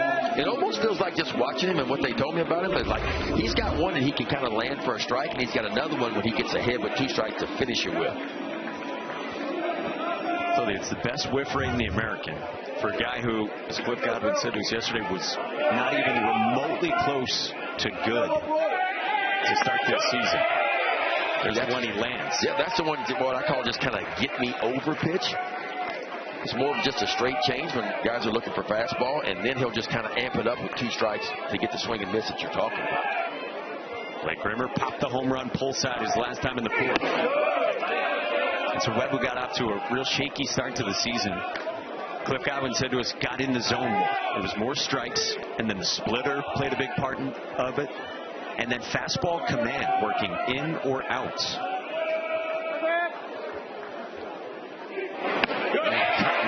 was. Man, how about the depth on that? He's got it dancing right now.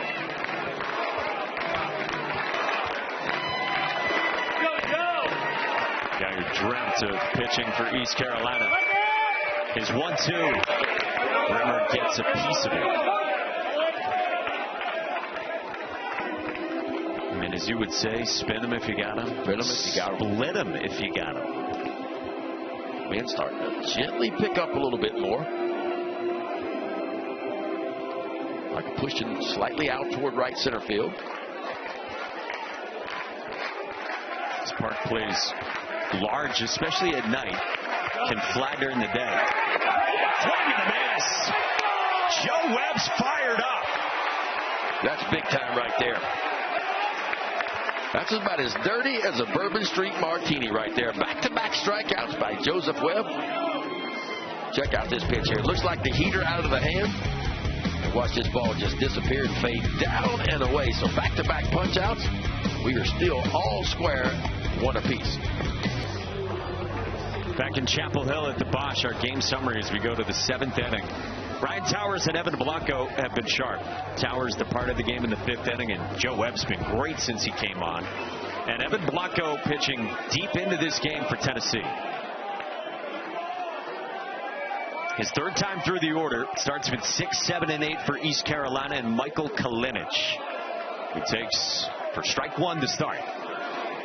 Kalinich a strikeout so far on a heater up and then a fly out to left his 2nd time, leading off the 5th inning against Blanco. Boy, Josh Elander would love to get Evan Blanco through 7. Hot shot at Grimmer. He spins around and Kalinich is safe. Absolutely scorched off the bat at 111 miles an hour, and Kalinich is on to begin the 7th. Only the 2nd time today the leadoff batter for ECU has reached. You're right, this was a hot shot over to Grimmer at second base. Just a line drive off the bat. Kalinich just kind of goes out and circles it. Short hops him, and he had a chance right there, but when he kicked it for a 2nd time, no chance for Grimmer. Blanco can't believe it. And a good start for ECU here in the top of the 7th. The ball kind of darting down at the feet of Grimmer. So Kalinich is on in front of Austin Irby, and what a day he's had out of the 7th spot. Squares and pulls back. Backside single, pull side double. The day for Austin Irby. It just feels like he's going to put one on the ground here.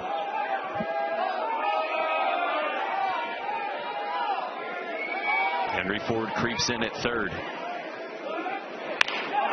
Doesn't square, takes a strike. Velo has dipped a bit for Evan Blanco down to 89.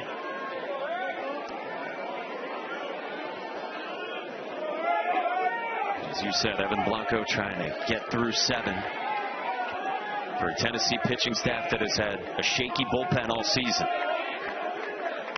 Irby bunts it foul. 1-2 on Austin Irby, and he pounds his chest saying, "My bad, can't get it down." Well, if you're Irby now, you got to go to work. 1 ball and 2 strikes. Just a little bit slider and a pretty good pitch to bunt right there. It actually hit the bat twice, but he was in the box.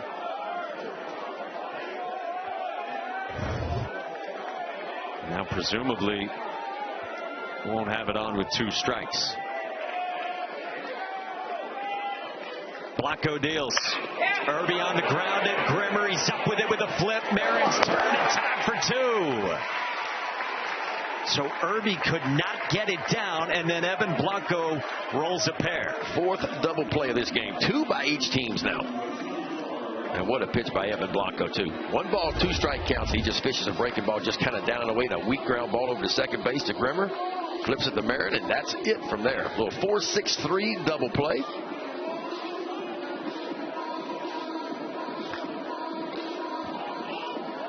Boy, that is huge for Evan Blanco. Nearing the end of his day.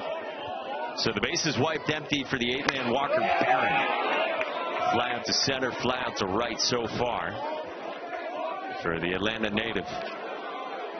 Brandon Arvidsson still out there and watching Blanco try to get through this 7th. Kirby Connell out there leading the relievers. Nasty from Blanco. Boy, what a gem this has been from Evan Blanco. Josh Elander, in his first decision as head coach of Tennessee in the NCAA tournament, went to the senior left-hander. Leaning on that experience. And missed. Evan Blanco has been nails through 7 innings of 1-run spectacular ball. How about a 9-pitch 7th inning by Blanco, too? Probably going to be the end of the line for him, but what a day it was for Evan Blanco. Boy, he's kind of finished the way he started this game with some really good changeups. Watch this pitch right here. You can't throw a changeup any better than that. Blanco's fired up, and we are all square going into the bottom of the 7th inning. Evan Blanco gets some hugs in the Tennessee dugout. 97 pitches, 7 innings, 7 hits, 1 run, no walks, 4 strikeouts. And that's what you call emptying the tank at the end. And he did that. Big time ground ball to get a double play with a strikeout to end the inning. It comes up enormous for Tennessee. 1-1 game. We go to the bottom of the 7th. 3, 4, and 5 for the Vols, starting with Henry Ford against Joseph Webb. Splitter misses. 2-0 on Henry Ford, who has grounded out to short and walked so far.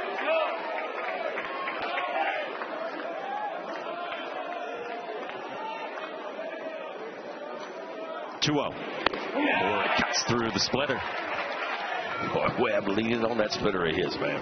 And if you're Tennessee, I think you need to see the ball up, because if that splitter starts around your knees, obviously it's going to fall below the bottom of the strike zone. So if you're Tennessee, try to see it up. Attack the one that starts up in the zone. Ford fillets this one into right, and in foul ground, Irby can't track it down with a long way to go. Well, you think about what Evan Blanco gave Tennessee. If they're going to win this regional, it felt like they needed length out of Evan Blanco. And you got to start out, any team does, with a win to start your regional to have a great chance. But it feels like, especially the way this Tennessee pitching staff is constructed, you have to get to the 1-0 game tomorrow night. I mean, you could make the case for Evan Blanco, his best start of the year. That's how good he was. 2-2. Ford lays off.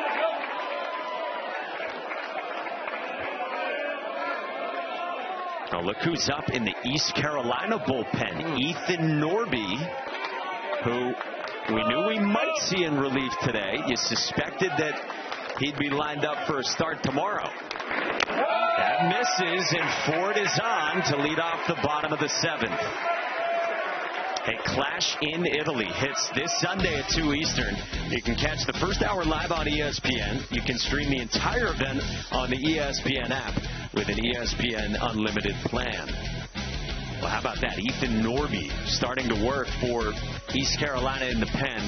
Superstar left-hander who's been in the rotation but can also come on in relief like we saw in the conference tournament. Well, if we see Ethan Norby, that means one thing by Cliff Godwin. He is pushing all his chips in right here and right now.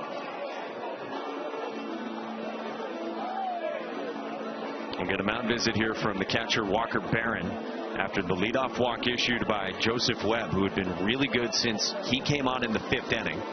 Now Austin Knight, the pitching coach, is going to join. This will buy some time for Ethan Norby. I think that's what this is about. I think he hit the nail on the head with that one. Norby been mostly a starter, so it may take him a little bit more time to warm up and get loose and get all his pitches working. Norby worked 2 1/3, 44 pitches last Friday in the conference tournament against Rice, helping them in a 1-run victory. And then he came back 2 days later, 1-day rest, went 99 pitches, 5 2/3 shutout, 8 strikeouts in the championship game to beat UTSA, a 1-0 win for East Carolina to get here. That's some old school stuff right there. Get 1 day off and hop right back on the bump again and give you some length. 2 relief outings this year, came in the conference tournament, 14 starts for Norby, who was first team all conference and is 60th on our ESPN MLB draft rankings according to Kylie McDaniel.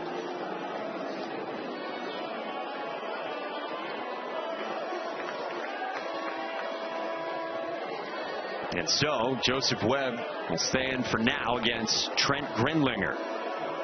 Talented freshman DH in the cleanup spot who flew to left his first time and then tagged a single pull side in the fourth. And a gnarly splitter to start from Webb. That's what Webb wants. Something down, maybe try to create another ground ball.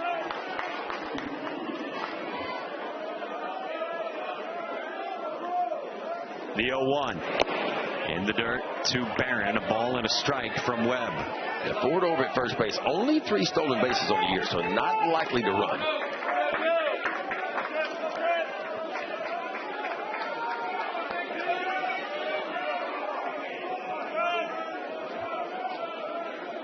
Webb's 1-1. Grinlinger cuts through it. That was knifing down and in.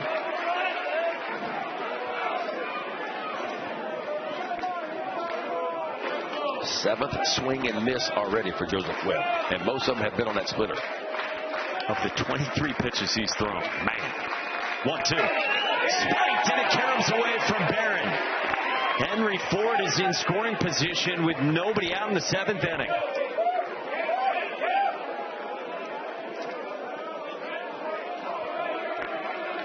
Looked like another splitter to me, Mikey. Yep. But he held on to this one just a little bit too long. And I mean, he spikes it well out in front of home plate. And really, no chance for Walker Barron behind home plate. And that's the one. He comes up, tries to knock it down with his chest, but it gets off the right shoulder. Be a wild pitch. 2 balls and 2 strikes on Trent Grinlinger. Wow, what a stop back there by Barron.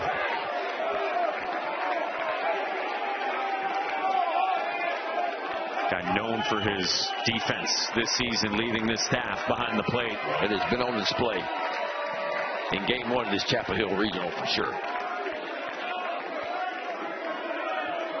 Boy, what a big pitch here. Go ahead, run at second base. 3-2 count. Nobody out for Joseph Webb. He has been leaning hard on that splitter. We'll see what he throws. 3-2. The payoff pitch. Swing and a miss. Webb goes back to the splitter to tie up Grinlinger, and there's one away. You talk about a big-time pitch and a big-time moment, too.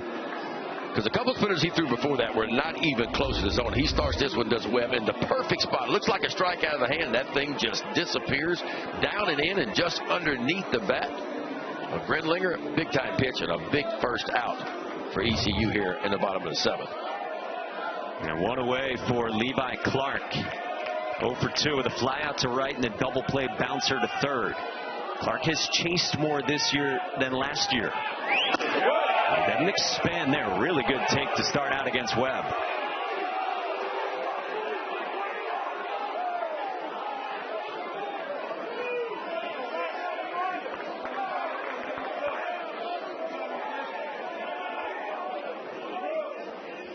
Webb deals. This one gets through Barron to the backstop, and Henry Ford is now 90 feet away, representing the go-ahead run. So 2 wild pitches. He's got it from first to second, then second to third.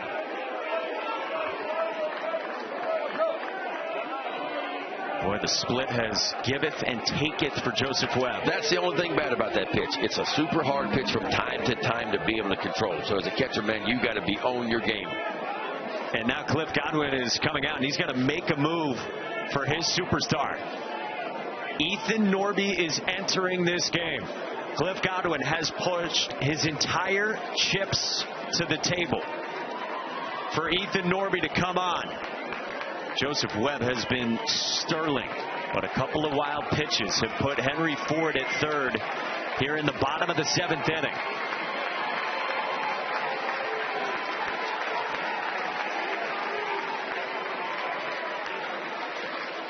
In the first game of this Chapel Hill Regional. Again, if you're flipping around, taking in all these games, you know 16 regionals around the country. Here we are, 2-3 game, first of the day. The winner of this one gets the winner of tonight's game between North Carolina and VCU. The winners square off tomorrow at 5 o'clock Eastern time. And how about this move by Cliff Godwin to summon Ethan Norby? Third year is a real key guy on this team. Entered the year as a preseason first-team All-American, and he's pitching like it down the stretch. Big time. I mean, you look at the numbers on the year, 120 strikeouts, and that's what ECU needs right now is a strikeout. That's why Cliff Godwin went and got him. If you look at what he does, man, he can really spin those breaking balls. Fastball's a good one. Fastball's going to be in that 90 to 94 range, but boy, he does his work. He's got a really good slider, 44% swing and miss. The curveball's got a big-time swing and miss at 56%. I throw those numbers out there to tell you those are big-time averages, because the average on the curveball and the slider right around 32, 33%. You kind of see where Norby is. 56% on the curveball, 44% on the slider. And what he needs right now is a strikeout. He's got 120 of them on the year and only 83 2/3. Hey, NCAA regional coverage for all 16 sites continues tomorrow on ESPN Plus and the ESPN app. For more info, visit ncaa.com, the home for all NCAA championships. So how about Norby? I mean, you mentioned the swing and miss stuff. He comes into a 2-ball, no-strike count. We showed you his outing last time out against UTSA on Sunday. Cliff Godwin said to us yesterday, that outing, 5 2/3 shutout, 8 Ks, was as good as he has ever seen Ethan Norby. He's got 3 seasons, more than 230-plus innings. He's going to be big here. I mean, obviously the ECU infield, I'm sure, will push in to try to cut the run off at third base. And he inherits a tough situation. Runner at third, only one out, but a 2-0 count, too. So not a whole lot to work with for Ethan Norby. Henry Ford is at third with Ethan Norby on the bump. Cliff Godwin said to us, the bigger the game, the more Ethan Norby competes and steps up. And the infield is in against Levi Clark. Strike to start with the off speed from Norby. It's a high spin, gnarly breaking ball from Norby. And he'll work quickly. He's famous for that. Clark got time before the 2-1 from Norby. And the home plate umpire, Mark Wagers, is saying the batter has to make eye contact and be alert to the pitcher. Now, here's the game within the game. Norby just threw a breaking ball. So if you stand at home plate, you think, okay, am I getting the breaking ball again, or is he going with something different? But then the mind of Levi Clark. 1 out in the 7th, 2-1. Another breaking ball, tugged foul. Norby stuck with it. So right as Clark had looked up, and then he said, whoa, whoa, whoa, whoa, whoa, whoa. 2 balls and 2 strikes. Ethan Norby deals. Wow. At 94, paint. Come on now. 3 breaking balls, and he just takes that old cross-seam fastball at 94 miles an hour and shoves it right to the inside part of the plate. You talk about a huge strikeout. It doesn't get any bigger than that. Slows the bat down, a lot of breaking balls, and takes 94 and just knocks a little paint off the inside part of the plate. Big-time pitch. Big-time punch-out right there. And now Reese Chapman. Boy, how about that? That 94, that was his fastest pitch of the season. That's what you call reaching in that lunch bell, Mikey, and pulling out a little extra cheese right there. Ooh. And now left on left with Chapman. Senior leader for Tennessee, who doubled his last time. Just off the edge.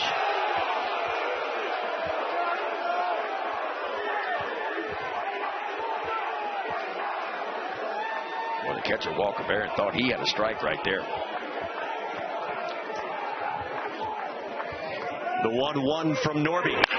Chapman fouls it off himself, and it's 1-2. Boy, this would be so huge. So huge for ECU. Going a fastball in normally sets up one of those wipeout breaking balls to the outside part of the plate.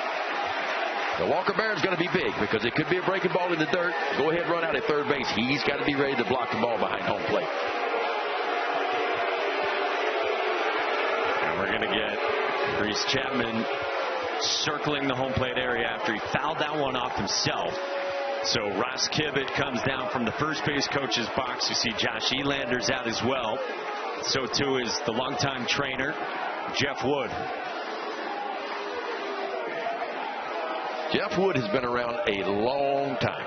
And the only reason I know that, I had him as a trainer in AAA Rochester way back many moons ago. That's how long he's been around. I know you guys were pleased to see each other yesterday. Woody's as good as it gets, man. Well, Reese Chapman's able to hang in. 2 outs, man at third. Norby's 1-2. Swing and a miss! Norby is nails! Wow. Well, you go to your ace, you go to your best in the big-time moments, because he's been the guy that's performed on the big stage all year long and got yourself out of a lot of jams. And Ethan Norby does it again, man.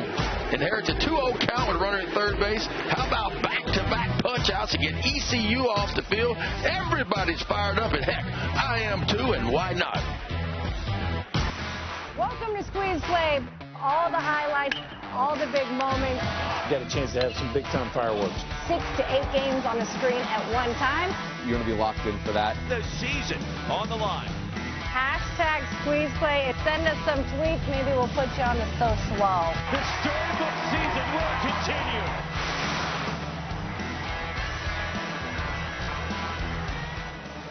Cliff Godwin said yesterday, historically, Ethan Norby has been at his best in the biggest moments. He said, we want him to have the ball in his hands at the most crucial moments in the game. And Ethan Norby delivers with 2 massive strikeouts. And on top of that, runner at third, that's the go-ahead run, 1 out, and he inherited a 2-0 count on the batter when he came in, and back-to-back strikeouts.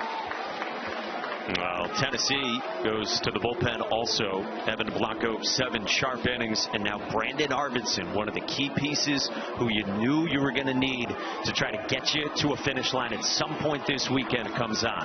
Yeah, making his 16th appearance. Love the strikeout to walk ratio. Nearly a 4-to-1 strikeout to walk ratio. And it is pretty much 2-pitch mix. Fastball, slider. He throws them equally. Both of them about 45%. Does Arvidsson.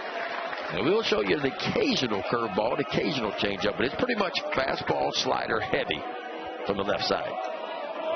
A native of Dripping Springs, Texas, against the 9-man Nick Parham, who has squared twice and just took a strike at the top of the zone with a couple hits to his name already today, including the run-scoring knock in the 5th inning to plate Austin Irby. And there's that breaking ball from Arvidsson that right around this time last year was pretty tough for Arvidsson when he was at his best.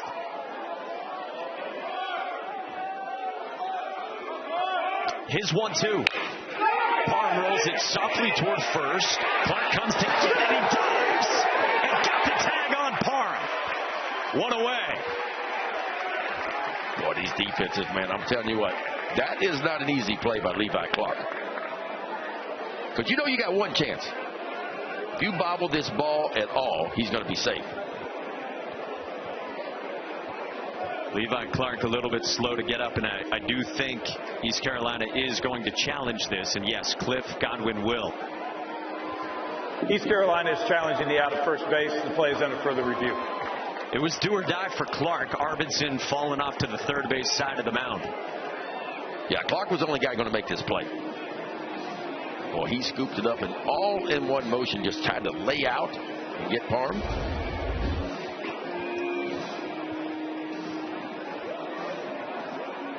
Wow. Get him before Parham reaches the green base. What an effort by both of those guys.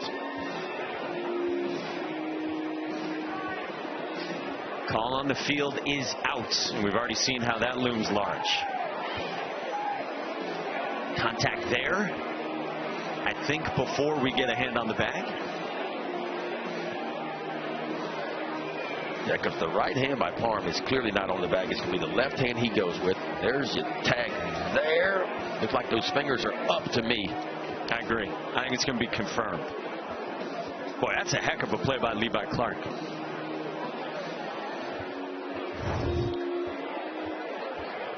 We've had 3 pretty nip and tuck challenges so far in this game. After further review, the call at first base is confirmed. The runner is out. East Carolina is out of challenges. And that's important in the late stages of this one. 2 unsuccessful challenges from Cliff Godwin and ECU. Yeah, but I think the challenge was worth it there. You get the leadoff guy on in the 8th inning in a 1-1 ball game. I think it's worth a challenge. ECU out of challenges now. Levi Clark, big time play. Because we've got to remember, with the extra base you have over at first base, the first baseman's got to cover more ground to try to make the tag up now. So he had to go an extra foot to 18 inches to make that tag. Levi Clark did it well. Really good point by you, Ben. Extra ground to cover for Clark. Grady Lenahan is ahead in the count 2-0 against Arvidsson. Very talented freshman, Virginia native, 0 for 3 so far. Line out to left, double play ball to short, roller to second. Pulls it in the air to left. Blaine Brown coasts in for out number 2. Boy, both these teams have pushed their piles of chips all the way to the center of the felt here in this regional opener, knowing the importance of getting to the 1-0 game the way for both these teams their pitching is structured. For East Carolina with the injuries they've dealt with. Yes. Tennessee with the question mark surrounding Landon Mack and a struggling bullpen. There's Jack Herring with 2 outs and the bases empty, and he did not offer. Yeah, it'd be tough for either one of those teams to get the losing bracket, because as you were alluding to, maybe do they have the depth to come all the way back through? Maybe.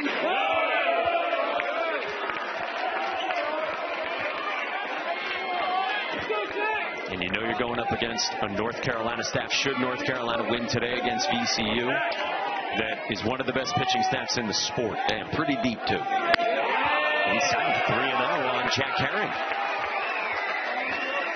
Herring 0 for 3. He's got a couple of ground outs to second and a pop to short.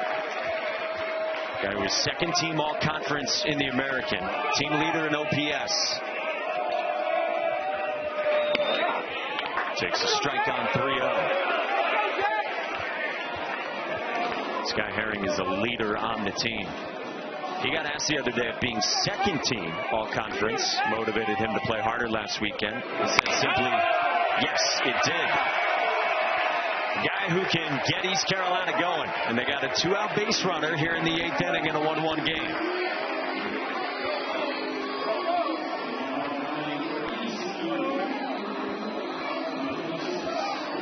Hey, coming up next here on ESPNU, more great coverage continues. Washington State and Oregon State. You see top right of your screen, top left now too, with the old Pac-12 revival that we've got in Eugene. So here's another leader for East Carolina in Braden Burris in the 3 spot. He's been aboard twice. He squares with 2 outs, bunting with Henry Ford back at third. Full side single in the 4th, then reached on a Ford error at third in the 6th. And was thrown out at the plate by Reese Chapman later in that 6th inning. This one smothered behind the plate by Garrett Wright. Huge. Catchers have been pretty good today.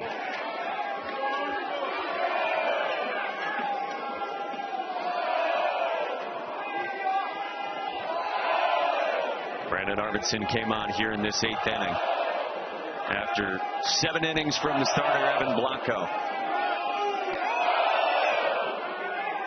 His 1-1 in on the hand, soft roller at short. Manny Marin's up with it on the run to end the inning. Good work from Brandon Arvidsson, middle of the 8th inning. 1-1 at the Bosch in Chapel Hill. Today's Capital One rewarding performance is, we'll give you one guess. Yeah, how about Ethan Norby? 2-0 count, runner at third, only 1 out. Gets the first big punch out right there. There's a little pink piece on the outside part, so back-to-back strikeouts. And you talk about emotional. Cliff Godwin almost come out of his shoes on that one. Ethan Norby fired up. Now, can he calm his emotions and come back out and stack another 0 for ECU? 7 pitches to get those couple Ks. 7 pitches, 6 of which were strikes. So you talk about filling up the zone. And he needed to be again. He inherited a 2-0 count on the first batter he faced. And now we go to the bottom of the 8th inning. 7, 8, and 9 starts with Manny Marin. And the breaking ball misses to begin. Manny Marin, a fly out to right, and then a sac bunt in the 5th inning against ECU reliever Joe Webb. This one popped up behind first, no man's land. Herring sprints in, Irby out, and it lands foul.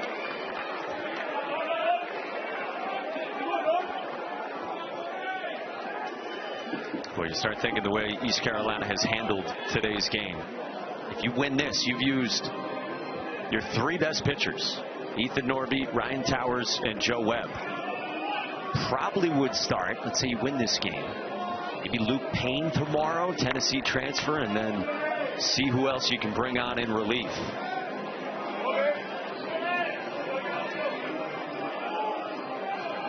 Right now, this game belongs to Ethan Norby, and it hangs in the balance at 1-1. His 1-1. Fastball just missed in. 2-1 from Norby.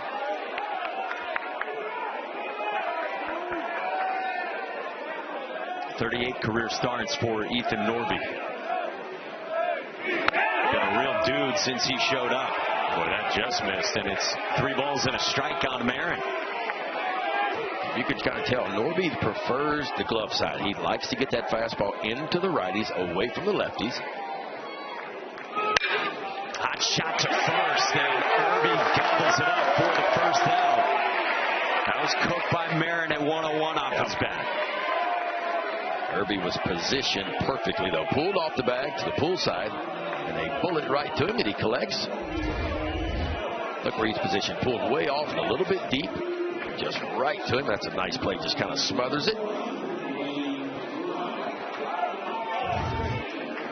For the first out here in the bottom of the 8th inning.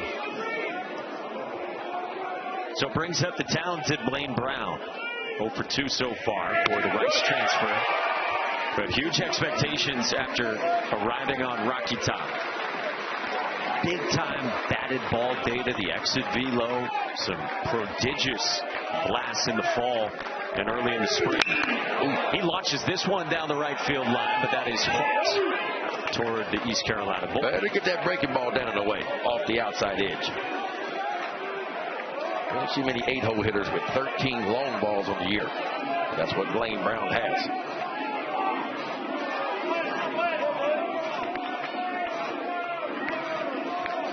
He's looking at his bat here. He's got to, I think, maybe get some pine tar. Or some spray, one or the other. He'll spray that thing down. Trying to get this breaking ball down and away. You can see where the catcher, Barron, was set up. He was set up on the outside edge. This ball kind of left a little bit in.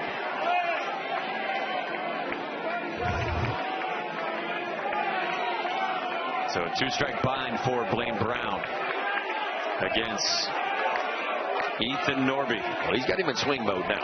If he takes that slider and maybe starts on the outer third and works it off the outside edge, he might get that swing I guess he's looking for. Fastball to the glove side. And Norby, we've seen this throughout his career. He is ready to throw. His 1-2. Just off the edge. 2 balls and 2 strikes. Really good take by Blaine Brown there. Back-to-back fastballs. You got to think that breaking ball's coming. Pirate Nation has showed up in Chapel Hill. 2-2. Swing and a miss. He just kept feeding that fastball to the glove side and finally gets the swing and a miss that he wants.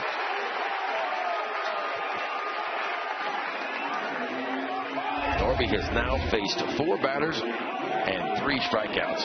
How about that fastball? Just dots it just on the outside edge, exactly where Barron is set up.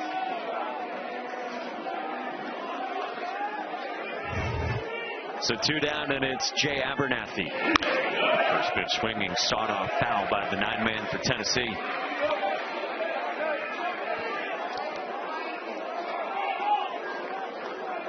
Struck out looking in the 3rd, and then rolled unassisted to first in the 6th. It's down 0-2. Norby just pouring in strikes. The biggest weapon entered this game last inning for East Carolina. Norby so too. Inside 1-2 on Abernathy.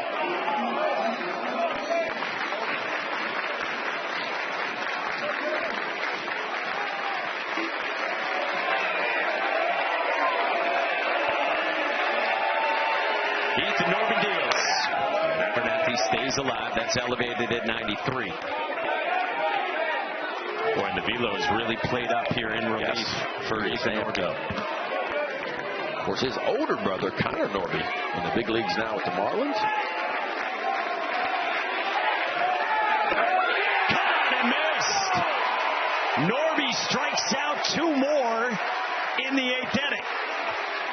Ethan Norby doing his thing, folks. How about facing 5 batters? He comes up with 4 strikeouts. Big time effort by the left-hander, Norby. Gorgeous Chapel Hill, North Carolina, the site for perhaps the toughest, most challenging, loaded regional of the 16 across the country, and a dandy of a game to get it started. Hits the 9th inning. 1 1-hour score between 3-seed East Carolina and 2-seed Tennessee. First pitch swinging. Davin Whitaker to right. Back at the wall. Gone! East Carolina leads.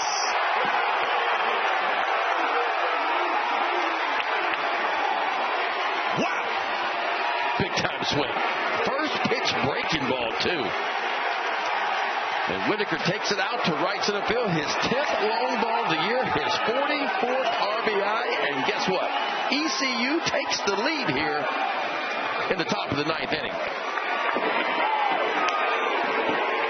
What a move to the baseball that was by Whitaker right there. Boy, watch this swing, too. Breaking ball on the inside part of the plate. He just goes down and just sticks his nose on it, drops a barrel on it. And watch this emotion right here. Big time swing. Nice and short and quick to the ball. Finds the barrel. Now Colby Wallace pops up his first pitch offering at Blunt River. Man, what a swing for Davin Whitaker, redshirt sophomore, who Cliff Godwin said to us is self-made, super competitive, about all the right things, has put it together this year. He's got some power, so he hits in the cleanup spot, and he goes hunting on the first pitch, left on left breaking ball. And I would love to know, did he go up there looking for a first pitch breaking ball, or did you just see the ball maybe just pop up out of the hand a little bit and set back on it? But he wasn't fooled for a second on it. And now catcher Garrett Wright needs to get his equipment tended to. And back to the home run from Whitaker. Well, the eyes just light up, too. And see how short that stroke was, man? That's what you call not trying to do too much. And in today's game, I feel like we talk a lot about exit velocity, and we should. But sometimes you just let the pitcher do the work. You just find the barrel with the right launch angle, and it's going to go.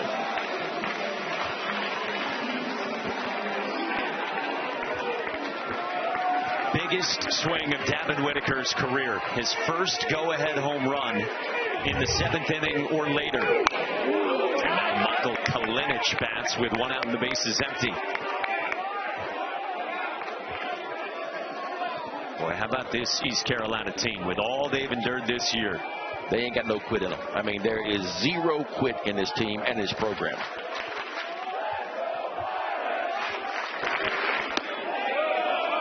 We talked to Cliff Godwin yesterday. We asked him about these last 2 years in particular. He told us they've been brutal for him. He got emotional. Tears welled up in his eyes talking about what they have been through. Struggles and a group last year that couldn't get the job done. He told his team late in the regular season this year, if you guys just hang in there, we're still alive. Weather the storm, man, and they weathered the storm. 1-2. Kalinic lays off. 2-2 for Brandon Arvidsson. The care factor for Cliff Godwin is so big. Like, he really cares about this program. He cares about these kids.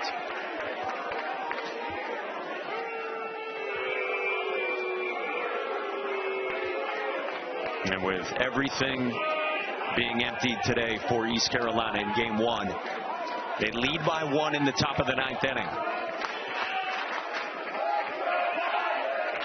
Arvidsson's 2-2.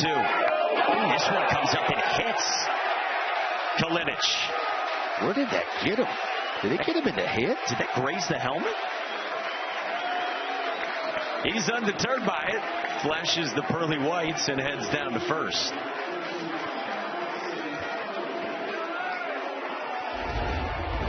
Fastball, trying to get it down the way. This ball just up, and it does. Yeah. It gets off the helmet. Wow. So they're going to run for Michael Kalinic. Jeff Sabater, grad student, will come on and run.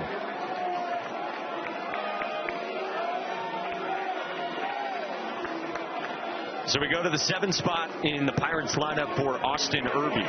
2 hits his first 2 trips. Backside single, pull side double. Guy whose swings have looked better here these last few weeks, according to Cliff Godwin. First pitch down, ball 1. Sabater over at first base. Only 3 stolen bases. 3 for 7.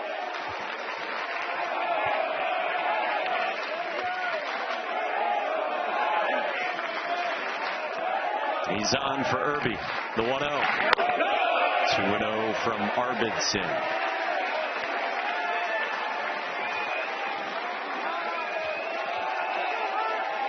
Josh Elander's team will have top of the order in the bottom of the 9th inning. Will it be a 1-run deficit, or can East Carolina add on? Arvidsson's 2-0. That misses. Good takes from Irby, and it's 3-0. I'll tell you, it's been professional at bats from ECU today. They have only struck out, 4 times the entire game as ECU. They've shortened up with 2 strikes. They've taken a lot of close pitches. A very good understanding of the strike zone. 3-0 is a strike from Arvidsson.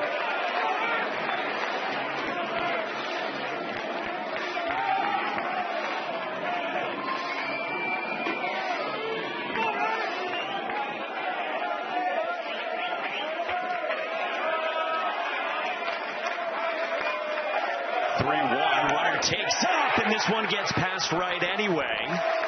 And so Irby is on with ball 4. Back-to-back free passes issued by Tennessee pitching.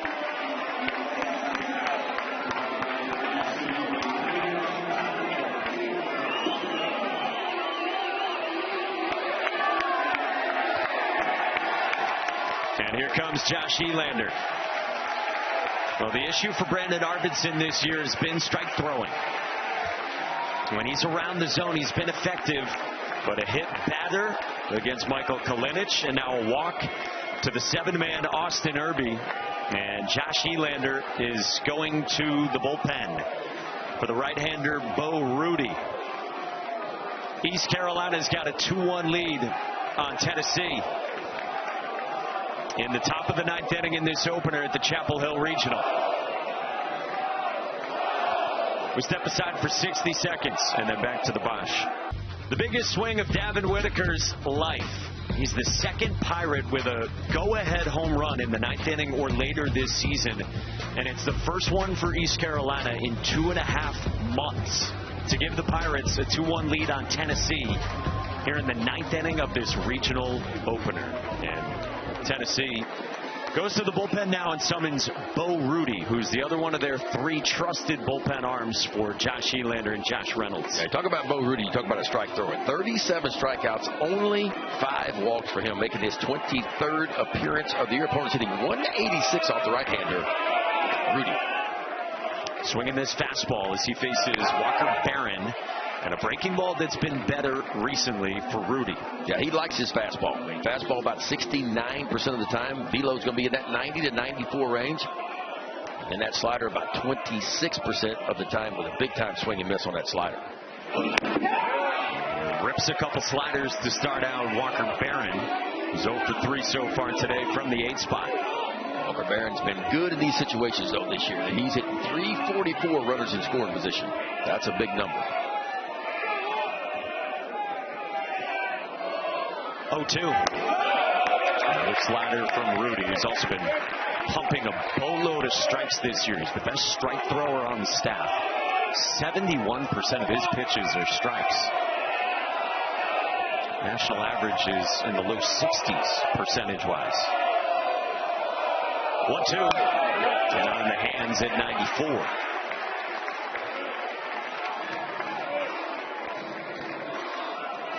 So again, if you're Tennessee, you got the top of the order coming. in the bottom of the 9th inning. Can you get a ground ball here? Can you keep this a 2-1 game? Yeah, if you're Tennessee here, it's about drawing a line in the sand. You can't really afford to give another one. Rudy's 1-2. Perfectly located for strike 3 called. Another slider for a big second out. Perfect is right, too. Garrett Wright, the catcher for Tennessee, just gently rocks to the outside part of the plate, and watch where this slider's delivered here. Wants it down and away on the outside part, exactly where it is. Big time pitch. So 2 on, 2 out.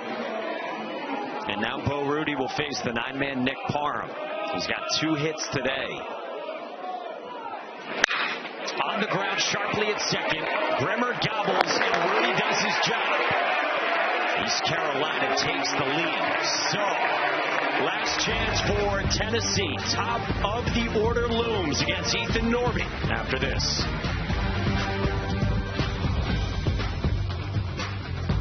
"93% of the time, the team that wins a regional won its first game, its Friday game in NCAA regional play. And that's why both these teams have gone all in on winning this first one. East Carolina with a 2-1 lead on Tennessee thanks to that man Davin Whitaker with a go-ahead shot in the top half of the 9th inning. And now ECU rolls back to Ethan Norby against the Vols' top of the order. With Ben McDonald, Mike Monaco with you, and our entire crew behind the scenes. Norby came on in the 7th inning. He's struck out 4 of the 5 that he's faced. Has not allowed a base runner. First pitch to Garrett Wright is strike 1 with a slider to start. Boy, these first batters of these innings, man, are so important. You collect the first out of the inning, the chance of the team scoring goes way down from there. That's back-to-back breaking balls by Norby. Against a guy in right who's 0 for 3. 2 firm flyouts his first 2 times, and then he struck out his last time. 0-2. Just got a piece of it. Steady stream of sliders. He loves that glove side. Top 3 for Tennessee, man. Only 1 for 7. But they're right where they want to be. They got their A team up in this inning. 1, 2, and 3. Henry Ford in the 3 spot does have 2 walks today. Another 0-2 from Norby. Just misses. 1 and 2.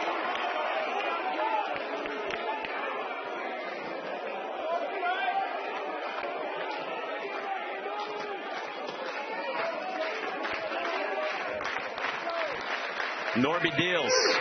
Strike 3 called. And there's 1 away in the 9th. Unhittable pitch right there. Backdoor breaking ball. The hitter sees it out of the hand. It's a ball out of the hand. But Ethan Norby just gently moves it right back over the outside edge. 5th strikeout and 6 batters for Norby. Look where that ball starts. I mean, it starts almost in the opposite batter's box, and he works it just over the outside edge. This guy's been disgusting. He's a 2-pitch reliever right here. Now Blake Grimmer, who had the home run in the 4th. Slider inside to start from Ethan Norby. Grimmer took a pitch that was inside. It was left on left in the 4th inning, and he launched to right field. Veteran professional hitter. Pops this one up into left. Davin Whitaker with a long way to go, and that's into the seats. This was the big fly from Blake Grimmer back in the bottom of the 4th. Yeah, watch this swing here. Got a fastball. One of the few mistakes really that Towers made. Trying to get it down the way, and it's up and in, and what a beautiful move the ball it was for Blake Grimmer. His 13th long ball of the year. That would put Tennessee up by 1 at the time. And now down 1, bottom of the 9th inning. Norby's 30th pitch. Perfect with a glove side heater. Loves that glove side, doesn't he? That's his comfort zone. Most pitchers have a favorite side.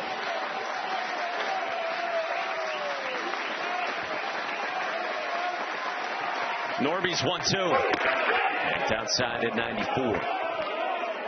Henry Ford on deck. Tennessee's 3-hitter. He's got a ground out and 2 walks so far today. Leads in home runs and RBIs. 2-2. Up the ladder and popped up in the left. 2 down.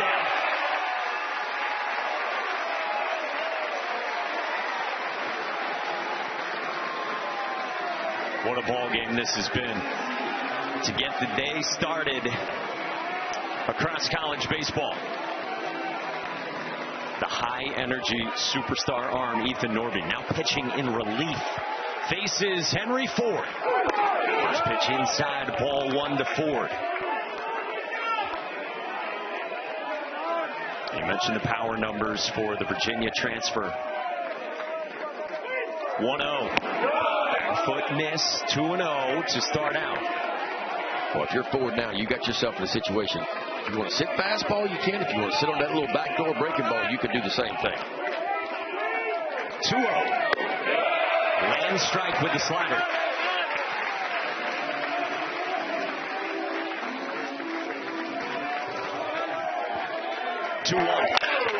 Ford skies it. Left field. Whitaker's back. We are tied. Man, oh man. Wow. That's putting barrel on ball right there. Henry Ford's 20th long ball of the year. His 57th RBI. That's taking a fastball, and that's what I call a collision at home plate right there. That's what Tennessee does, folks. 111 home runs coming into this. Now 113 on the year, top 10 in baseball. And that's what they do. Watch him pull that. Look, see how he pulled the hands in. He pulls the hands in, and he knew when he touched that one, it was a tie ball game. Look at the hands get tight to the body, gets the barrel to it, and you can forget about it. That Tennessee dugout explodes. Trent Grenlinger. Henry Ford takes Tennessee off the mat in this regional opener. 0-2 on Grenlinger. What a game this has been. Grenlinger, you see 1 for 3. Smoked a single pull side earlier. Back in the 4th inning. A strikeout most recently in the 7th. Right before Ethan Norby came into this game. 1-2. Swing and a miss. Norby discards Grenlinger, but Henry Ford forces extras in Chapel Hill. Come on now, Henry Ford. Tennessee balls. They're not ready to get that loser's bracket just left. Just that lean back on one kid, and boy, he leaned back on that one for his 20th long ball of the year. How about a little bonus baseball for you, Mikey, in game 1 of the Chapel Hill Regional? That was the second career go-ahead or game-tying home run in the 9th inning or later for Henry Ford. Had one last year in mid-April against Pitt. Well, how about right now in a regional opener against East Carolina to force extras? Such a big-time swing. Got the count in his favor. 2-1 count. Sitting on the fastball. Got one up and in and just buried it out to left field. Brady Lenahan skies one to center. Jay Abernathy comes all the way in for the first out for Bo Rudy. And how about this 9th inning? A heck of a ball game. It started with Whitaker on the first pitch of the night. Yeah, left on left breaking ball. He got kind of up and in, buried it out to right field. It was all ECU at the time, and then right behind that comes Henry Ford on a 2-1 count. He gets a fastball and says, hey, whatever you can do, I can do better. Here we go to extra innings. 1 out for Jack Herring, switch hitter who spins around now from the left side.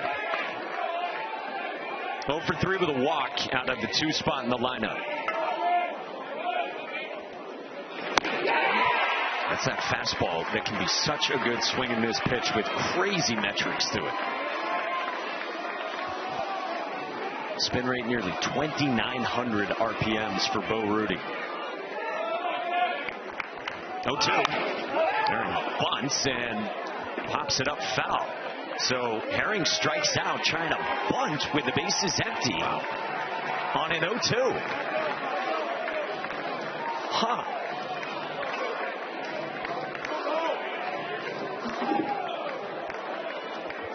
So 2 down. It brings up Braden Burris.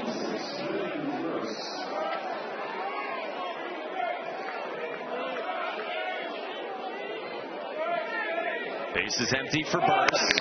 He squares and pulls back, and Rudy pumps 95. Burris a single in the fourth, reached on an error by Ford at third in the sixth.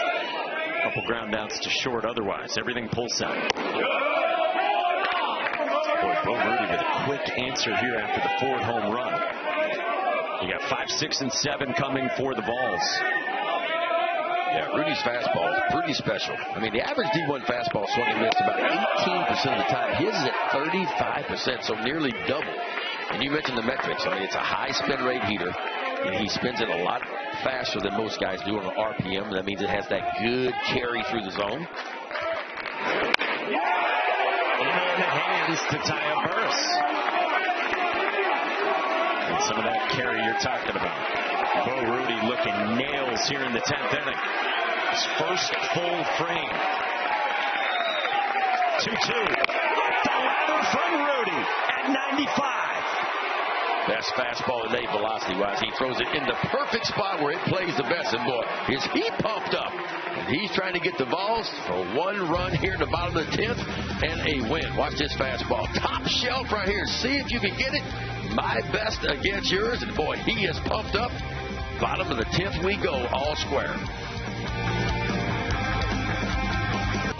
Here's how the bracket looks in the Chapel Hill Regional, with North Carolina, the number 5 national seed, ready to go tonight, 5 o'clock Eastern, over on ESPN Plus against VCU, with Tennessee and East Carolina tied at 2 to the bottom of the 10th inning. I don't think we could have asked for anything more for game 1, could we? I don't think so, Ben. Not at all. Frank Towers and Evan Blanco are the respective starting pitchers. Savvy veteran left-handers who were great out of the gates. Blanco went 7. Towers into the 5th. Joseph Webb came on for East Carolina. And then Ethan Norby in the 7th. Blanco was so good for Tennessee as they elected to hold Tegan Coons, their ace, until tomorrow. Levi Clark leads off the bottom of the 10th against Norby at 41 pitches. And if you're looking for Washington State against Oregon State from Eugene, that game will start on ESPN Plus, and then we'll get you there when this one's done. 1-1 on Levi Clark. Again, Norby's got experience pitching multiple times in a regional. The 1-1. Clark cuts through the slider, 1-2. But man, you don't want to use the Norby bullet today and fall into the loser's bracket. 1-2. Clark strikes out, and there's one away.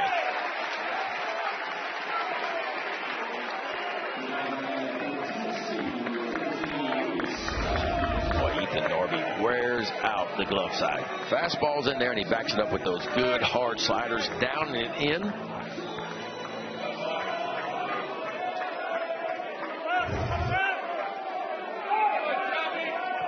Seven strikeouts for Norby. And now Reese Chapman takes a fastball that just missed that Norby wanted. With Chapman in the left-hand box, 1 for 3 with a double in the 5th inning. Already 10 swings and misses for Norby already. Hot shot at first. Austin Irby collects, and there's 2 away. If you're wondering about how this portends for Norby the rest of the weekend, 3 times in his career he's gone on back-to-back days. He did it at the conference tournament last year. But the pitch count now approaching 50. Yeah, it gets harder and harder to go back-to-back when that pitch count starts to get above 50. Manny Marin, first pitch swinging, serves one to left to Devin Whitaker. And Ethan Norby makes quick work in the bottom of the 10th inning on just 7 pitches. We go to the 11th in Chapel Hill. The best time of the year in college baseball, and emotion dripping all over Boshemer Stadium in a dandy of a ball game that is tied 2-2 as we go to the 11th inning. Oh, it must be the postseason. Everything gets amped up in the postseason, doesn't it? We love it. How about this game so far? 2-2 our score, top of the 11th. Huge home runs in the 9th. from Davin Whitaker to take the lead and from Henry Ford to tie it. Well, Davin Whitaker will lead it off against Bo Rudy.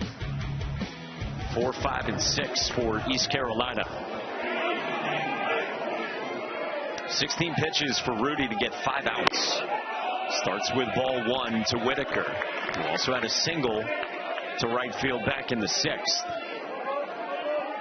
But if you look at Bo Rudy's numbers too, 28 innings pitched, coming in 7 home runs he's allowed. Talked about how great the fastball can be, but when it's in a middle spot, it's been pounded at times this year. Whitaker lays off, 2-1 the count. That's good to see from Whitaker. He does have one of the highest chase rates on the East Carolina team, but has been pretty locked in today. 2-1. 2-2 on Whitaker.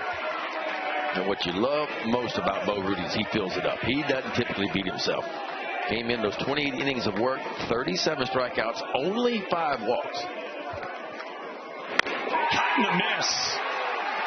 Bo Rudy is dialed in, and he's got 3 straight strikeouts. So he's just coming in and saying, my best against yours, and he's taking that analytical fastball that he's got, man. He is just blowing it up to the outside part of the plate, elevating it when he wants to.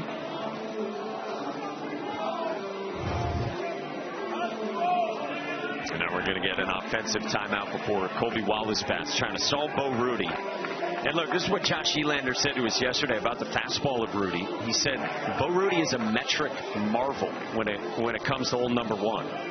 Yeah, I mean, we talk about the analytical world, and it all makes sense now, you know, why certain fastballs and a lot of swings on it, because it fools the eyes a little bit. Hitters expect the ball to come down at a certain rate. That's the ball that they see pretty much their entire lives, but his fastball just has that ride through the zone. His first year with the Vols after a couple seasons at Kennesaw State. When you think about the spin rate, the average big league fastball spins a shade less than 2,300 RPMs. His is up there at 2,700 RPMs. He's got that carry that you talk about. Colby Wallace 0 for 4. Struck out his first time, fly out to center, line out to short, and a pop to second. And what makes it even better for Rudy, it's a lower release point for him, too. So it's a low release point with a fastball that almost feels like it's riding. 1-2 on Wallace. And when you face a fastball like this, the idea is try to get to the top of the ball if you can, because your eyes, again, will deceive you. They will fool you. Not trying to hit the bottom of the ball. You're trying to hit the top of the ball because you know it has that extra ride through the zone. Bo Rudy's 1-2. On a line and caught it second by Blake Grimmer. Up the ladder for out number 2. Another Tennessee defender absolutely positioned perfectly.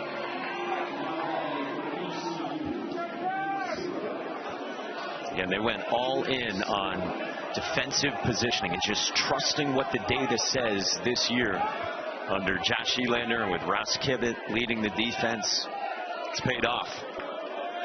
Michael Kalinic is spotting the order. This is Jeff Sabater, who's a real find-a-way on-base type of guy. He will bunt, he will have chops on the infield, and he can really run. Came on to pinch run in the 9th inning for Kalinic. But he's down 0-2 against Bo Rudy.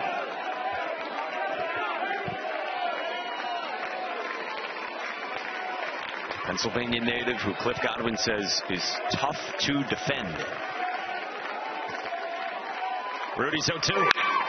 Sliced down the left field line toward the corner. That is a fair ball. Into the corner for speedy Jeff Sabater. It's a 2-out double. And his first at bat of the game in the 11th. How good was that swing, too? Down with 2 strikes, not trying to do too much. Just trying to put the bat on the ball. And he slices one perfectly down the left field line. Blaine Brown out in the left field doing all he can do. Look at that swing. Just a little inside-out swing. Hands go first, the barrel behind it. He just paints it down the left field line. There's your go-ahead run. Now in scoring position. From the Division II grad transfer, Jeff Sabater. And now they're going to put Austin Irby on. So left-hand hitter in Irby, who's looked pretty dialed in today with 2 hits plus a walk. And instead, Tennessee opts for the right-on-right with Walker Barron. Oh boy, Barron's been big in these moments so far this year for ECU. He's hit 344 runners in scoring position. And Barron this year has actually been a better hitter against right-handed pitching than left. But Rudy's been gnarly against righties this year. This one smothered by Garrett Wright to keep Sabater at second.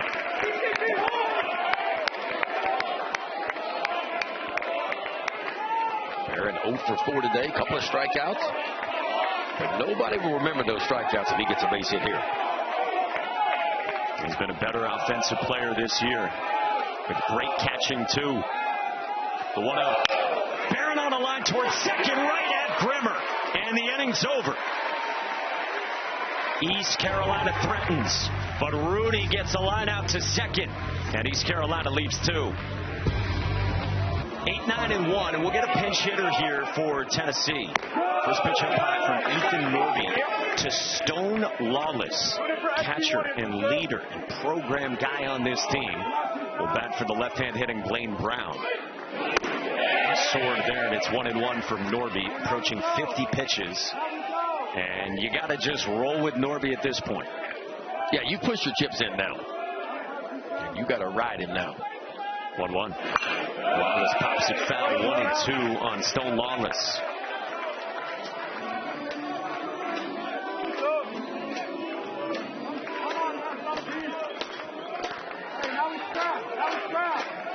Ethan Norby deals. That's down to Lawless, who earlier this year missed a couple of weeks during conference play. He had a facial fracture. He had a broken nose as well when he got hit by a pitch in late March.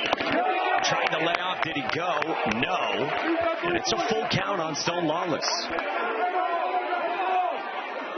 Yeah, I love the C-flap. I think every hitter should be wearing it. The way the balls, well, first of all, the velocity that's being created in the college game, and then the way certain pitchers can spray it from time to time because we're chasing velocity a lot. How about a backside single for Stone Lawless? Turns around the slider wearing that C-flap, and the leadoff man is on for Tennessee. Well, Josh Elander pushing all the right buttons, goes to his bench and gets Stone Lawless, and a little backside bullet, and a good start for Tennessee here in the bottom of the 11th. Just a hanging breaking ball. He sits back on it and waits and just powers it to the backside of the field. And now Austin Knight, who's Carolina's pitching coach, will come out for a visit. Now, how about Stone Lawless, guy who often is in the starting lineup? He was an option to catch. You could have put Garrett Wright in center. Instead, Lawless not getting the start in the regional opener. Comes off the bench, undeterred, bottom of the 11th, hangs in there against Norby, runs it full, and an opposite field single. And now the wheels start to turn for Tennessee. And what did they do with Jay Abernathy in the 9th hole? Does he put a bunt down? Does he try to get that winning run in the scoring position and 2 shots at it to win the ball game? You got action in the East Carolina bullpen, too. That's Ethan Rose, the low slot joker. And what do you think here with Abernathy in the 9th spot? How would you play? I mean, rolling back to the top of the lineup and Wright and Grimmer, who obviously have had really solid years for Tennessee, I would put a bunt down here. Because it's lefty on lefty one thing, and Abernathy's already struck out once against Ethan Norby. So I would think the bunt is on. Try to get that winning run in the scoring position. He does square. He pulls back, and it's ball 1. Abernathy has bunted 9 times this year, including 3 sacrifice bunts. Squares. Got it down, but it spins foul. I think it's the right move, the way that Wright, Grimmer, and Ford have impacted the baseball today. And it feels like it's going to be 3 attempts at it, in my opinion. I think even when he gets in 2 strikes, you can still see him square around if he does get to that 2-strike count. Ethan Norby's 1-1. Abernathy gets it down at Irby, who goes to first with Burris covering And the winning run is in scoring position here in the 11th. Well done by Abernathy right there. That's tough, man. Lefty on lefty breaking ball. You got to hang in there and put it on the ground. He does it absolutely perfect. I mean, you can't do it any better than that.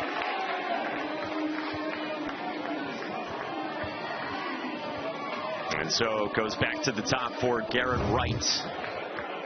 And now Josh Elander is going to run for Stone Lawless at second with Ariel Antigua, known for his glove. He'll come on and run, again, representing the winning run here for the Vols.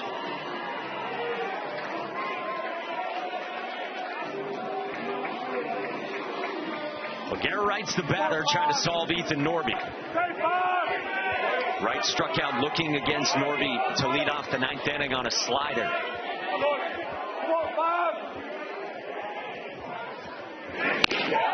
Slider misses to start to Wright. He's a blue-collar veteran on this team after he transferred in from Bowling Green. They call him the Soldier. One of their best bats this season. The 1-0. Up and away with another slider, 2-0. And Norby not as precise here as he was his first few innings.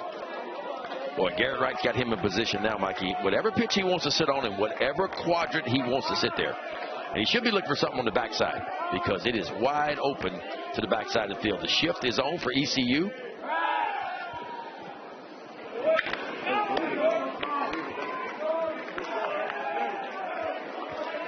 I mean, look at the hole on the right side right now. Can Wright serve one that way? Ethan Norby ready with the 2-0. Wright fouls it off himself.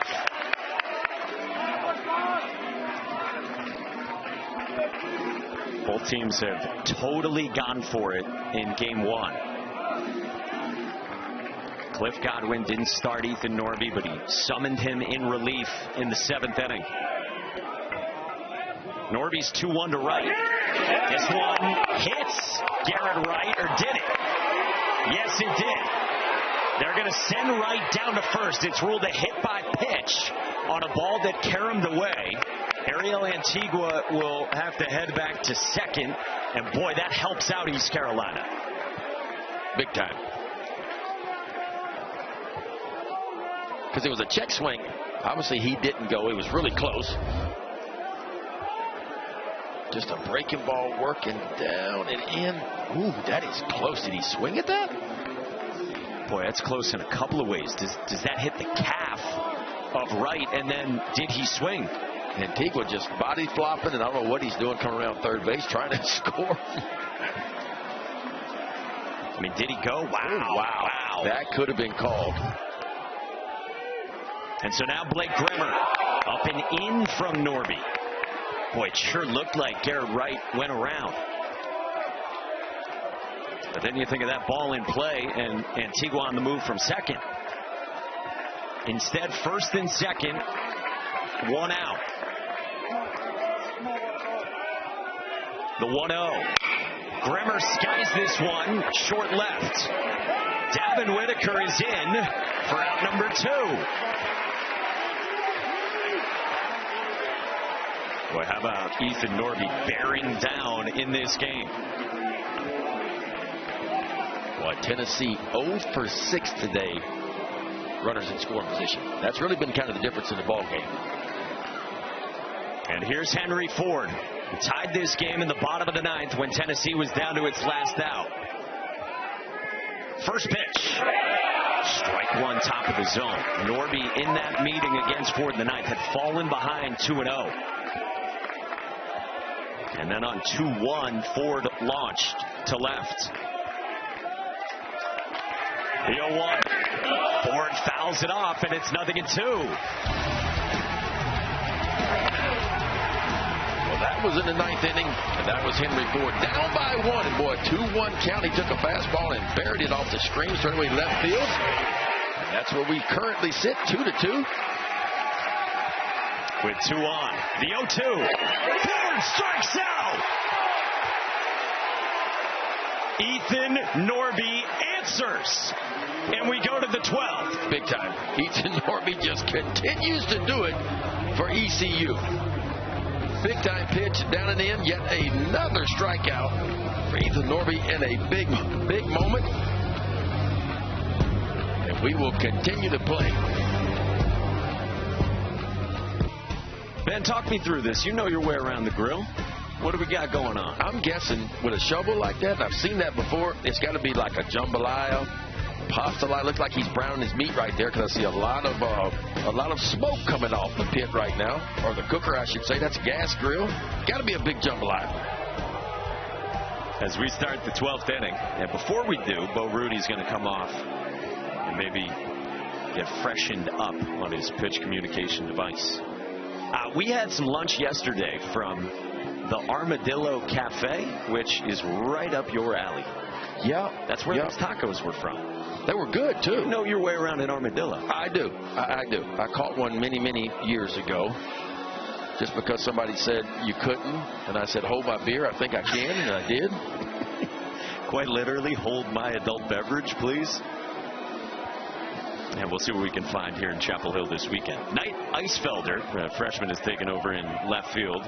Blaine Brown had been pinch hit for. First pitch swinging, struck well by Nick Parham, back to left. And Eisfelder runs it down for the first out in the 12th inning. The ball will find you.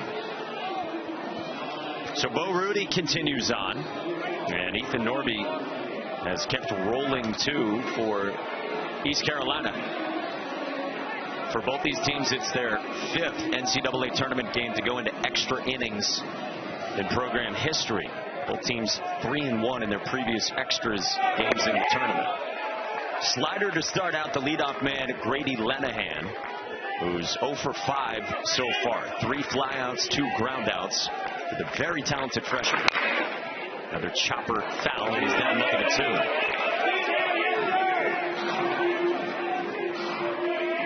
We've had some blowouts around the country. Georgia Tech put up 22 runs on UIC. We've had the top seed in Auburn get off to a shaky start against Milwaukee. But this has been the best game so far. Henry Ford handled the hop with a spin, and then Clark digs him out to retire Lenahan for out number 2.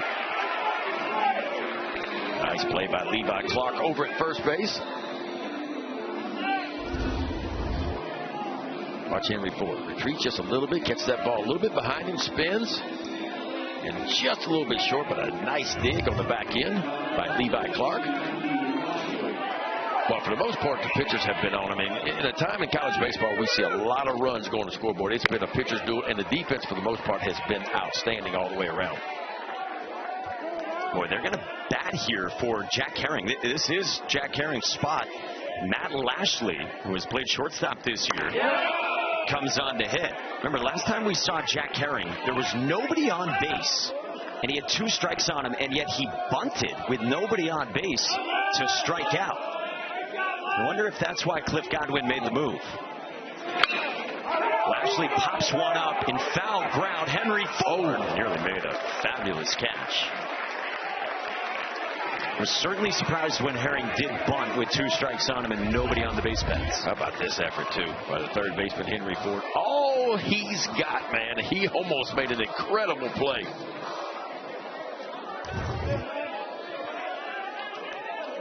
He's been right in the middle of these big spots the last 4 innings. The only thing you can think of with Herring is, did he offer at a bunt because he was feeling something and trying to fight through it? But Lashley bats here with 2 outs in the 12th, the 1-2 up high.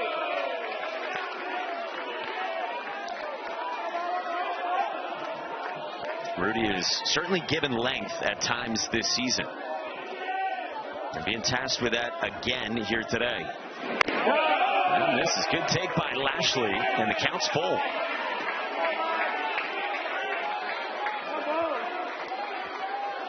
Rudy's given you 3 innings before this year. This is his longest outing of the year at 3 1/3. 3-2. Lashley on a line to center. Abernathy in, and the inning is over. We go to the bottom of the 12th inning. Bo Rudy emptying the tank. Ethan Norby came into this game in the 7th. He goes 4 2/3, 1 run, 8 strikeouts in relief. Yeah, came into the 7th inning with a 2-0 count, runner at third base, and only 1 out. Back-to-back strikeouts, and then the strikeouts really started to pile up for Ethan Norby. 4 2/3, 2 hits, only 1 run. That was the solo home run. Didn't walk a batter, and 8 strikeouts on the day at 4 2/3 for Ethan Norby. So he comes out, 65 pitches, and a few parts of that. He pitched twice last weekend, Friday, Sunday. He went 5 2/3 on Sunday. So short rest any way you look at it. And then if you want him to factor into the rest of this weekend, this is probably also maybe the breaking point, would you say, Ben, where you got to take him out? I think so. I mean, I don't think he's available for tomorrow, but I think one day off he could be available again. We'll go with the freshman Ethan Rose out of Bridgeville, PA, making his 27th appearance of the year. He's been good. The walks, circle those walks, 23 walks in 33 2/3, so that's the downside for Ethan Rose. But it's a little bit different look. Yeah, from this submarine slot to start out Trent Grindlinger. And he throws a lot of fastballs, too. I mean, it's about 86% fastballs for Ethan Rose, and then the rest of it is pretty much the slider after that. 2 really good freshmen in the country here. Rose was on the all-freshman team in the American. So was Grindlinger in the SEC. The 1-0. Top of the zone, a strike with that fastball you mentioned. Usually a lot of sink to it. Pairs it with a sweeper. Against Grindlinger, who's 1 for 4 with a scorched single in the 4th. Grindlinger chops one, and it's a shift beater into right field to start the bottom of the 12th. And he has done a whole lot of that in his rookie season, taking his hits backside. Love that approach right there. I mean, you see the big hole over there, and if you can wait long enough and just shove one to the backside of the field, and that's exactly what he did right here. Ball on the outside part of the plate, plays right into where the shift is. See the big hole on the right side? And that's just putting the ball in play, and a really good start for Tennessee here in the bottom of the 12th. Tennessee will run for Trent Grindlinger. He's some of the really athletic sophomore who they've had high expectations for, Chris Newstrom. As Levi Clark settles in, bottom of the 12th inning. Second straight frame leadoff man on for Tennessee. Clark so far, you see 0 for 4, fly out to right, double play ball to third, and 2 strikeouts against Ethan Norby in the 7th and then in the 10th innings. And now against the freshman Ethan Rose. Down 2-0.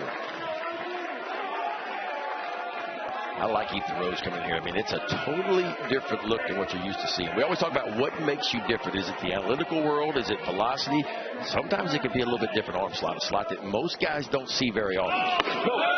Ooh, just missed. He wanted that one 3-0. And for the most part, this has been Rose's natural arm slot since he was quite young. Said he did lower it a little bit when he got to campus here in this freshman season, but he says this is natural for him.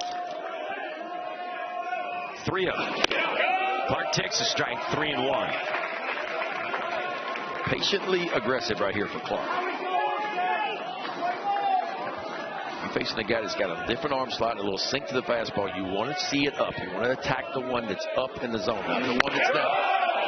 That grabs the zone. Clark disagrees, but it's a full count. Ethan Rose is right. He's creating ground balls, and that's exactly what ECU needs right here is a ground ball and a chance to turn 2. 3-2. Chopper left side in the left field for Levi Clark.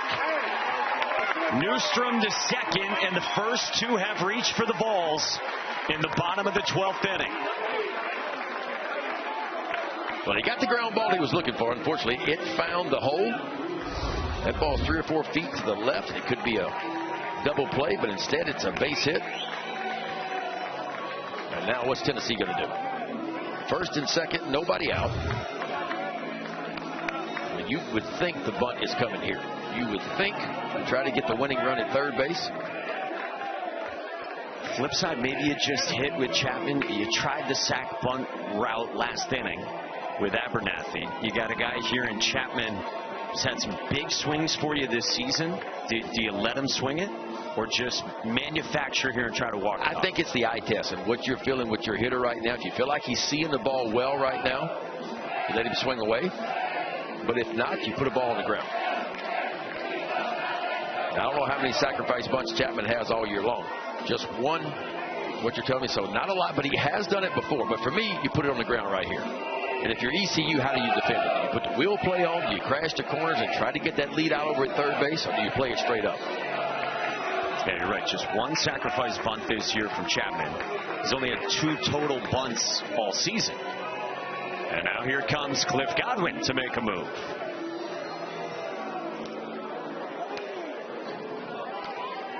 Went to his trusty freshman here in the bottom of the 12th inning. A couple of singles. And now right back to the bullpen. To another freshman in Charlie Hoagland.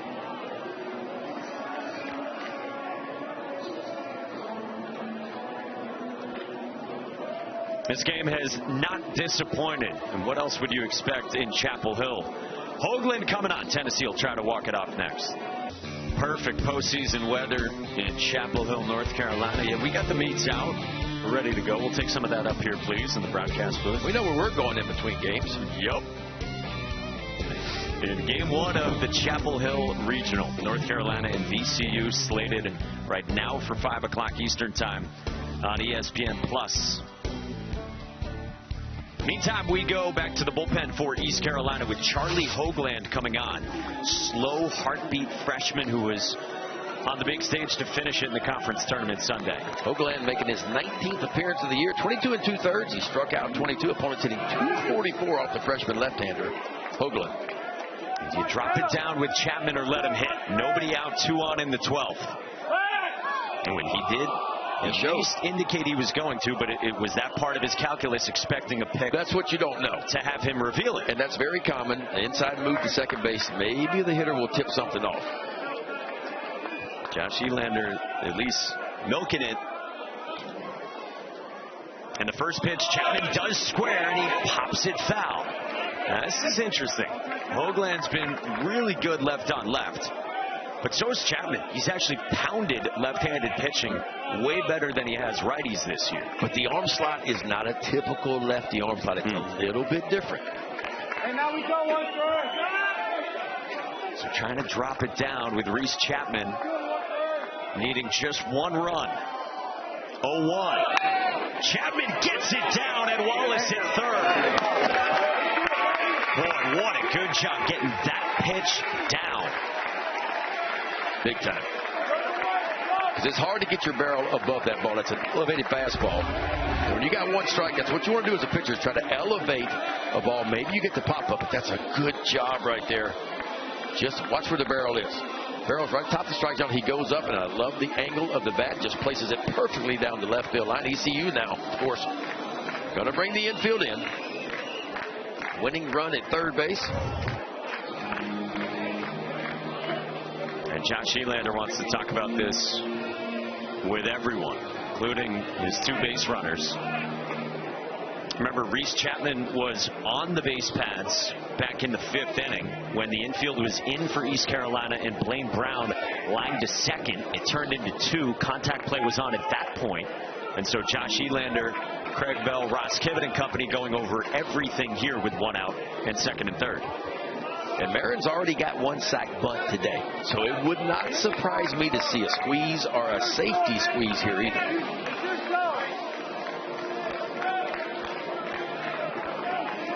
A whale of a ball game comes down to this in the bottom of the 12th. And now Cliff Godwin comes back out. He's going right back to the bullpen. 2 pitches for Charlie Hoagland in the left on left. And Cliff Godwin using all the bullets. Brett Antolik will come on for East Carolina. We'll keep it right here in Chapel Hill.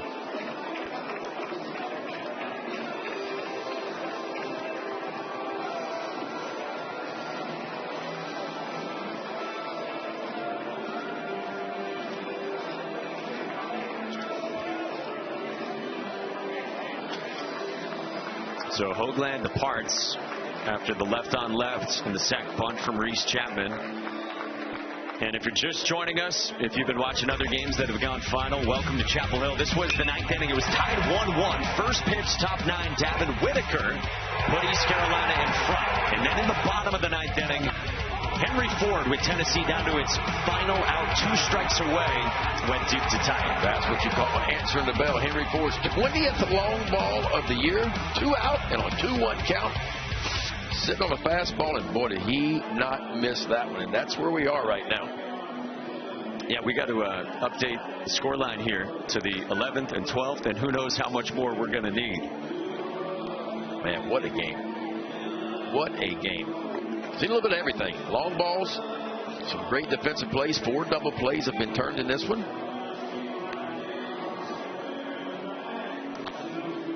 Henry Ford's big swing saved Tennessee in this opener. All right, so the bullpen for East Carolina, and Brett Antolik, redshirt sophomore from Pennsylvania, second year at East Carolina, spent some time at Texas A&M earlier in his career. Yeah, making his 11th appearance. He does have 5 starts. See the ERA elevated for him. Pretty good strikeout to walk ratio, 3-1. He's allowed 21 hits and 14 2/3 so far. He has struggled throwing strikes. It's one of the 2 lowest strike rates on the team, but it's the best swing and miss rate on the team because he's got some real stuff. Yeah, you look at it, the fastball velocity. It starts there. I mean, the fastball is going to average right at 95. And after that, he's got the slider and a changeup, and occasional curveball as well, but big time swing and miss. On that slider, his 64% swing and miss. Do you expect intentional walk here to load the bases? I think it makes it easier for ECU in case there is a bunt. Then that way you could get the force out at home plate.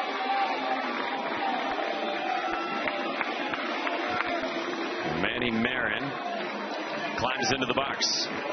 Chris Newstrom, the pinch runner, is at third. Infield is in. And Antolik will deal to Marin. First pitch swing, and he pops it up in foul ground, drifting off at the railing and out of play. We welcome those of you watching on Squeeze Play also. Yup, we're still playing, bottom of the 12th, in the best game of the day so far. Ben McDonald, Mike Monaco with you. Each team had a solo home run in the ninth inning. And now Manny Marin batting with second and third, 1 out. And East Carolina pitching to him, not loading the bases. Brett Antolik 0-1. Marin does drop down a bunt that you thought might be coming, Bill. Well, Marin showed you early in the game. He's a really good bunter, had a really good sacrifice bunt. He just tries to put one on the ground and couldn't keep it fair. And that wasn't a safety squeeze. That was an all-out squeeze. Yeah, that bunt earlier from Marin was only his 3rd of the season. So now it's 0-2. Antolik deals. Swing and a miss. 2 down in the 12th. Wow. Big time pitch. Looked like that little slider just right at the bottom of the zone, just kind of off the outside edge. Perfectly placed. And now Nate Eisfelder will bat for the first time. Freshman from Johnson City, Tennessee. Trying to hold up on the first pitch offering, and it's strike 1. Eisfelder stepped into the starting lineup in Hoover when Reese Chapman suffered the facial fracture. Antolik 0-1. Slider, a ball and a strike on the rookie Eisfelder. 5 hits for Eisfelder this year. 3 of them have gone for extra bases, and he's made loud contact. The 1-1. Eisfelder at the end of the bat, and Ernie with the back kick. And the inning is over. East Carolina running on pitching fumes in Chapel Hill. They get to the 13th nonetheless. Irby hobbled. The Vols lead 2 in Chapel Hill. Man, how about this ball game? We need 2 line scores for you as we go to the 13th inning.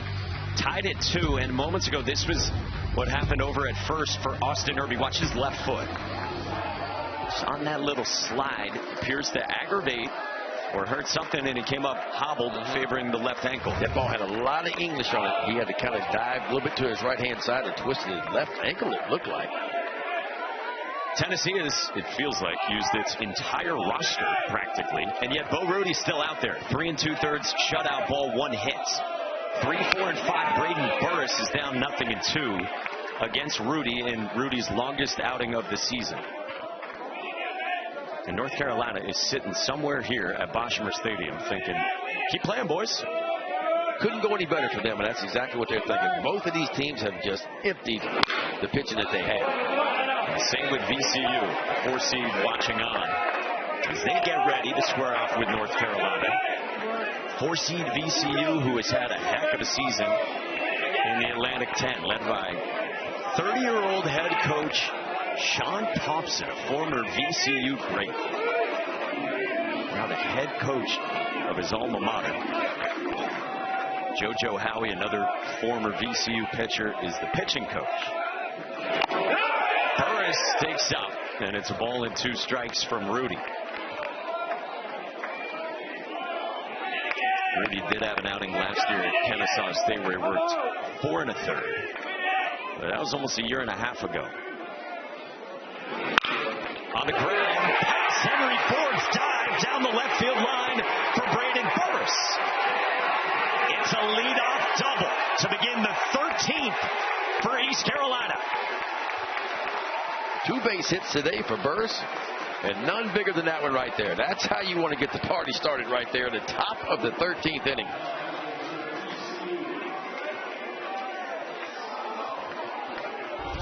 Watch where he hits this ball. I mean, perfectly places it. It's like an elevated breaking ball. Just goes out and kind of circles it right past Henry Ford down at third base. Ford pulled off the bound just enough to get it by him. And now Ford is heading off toward the Tennessee dugout. He's looking at his right hand. You see he reached back with that right hand, too. I mean, 2 teams that have completely given pretty much everything they've got individually and on their rosters today. I mean, it's been one of the best postseason games I've seen in a while. Me too.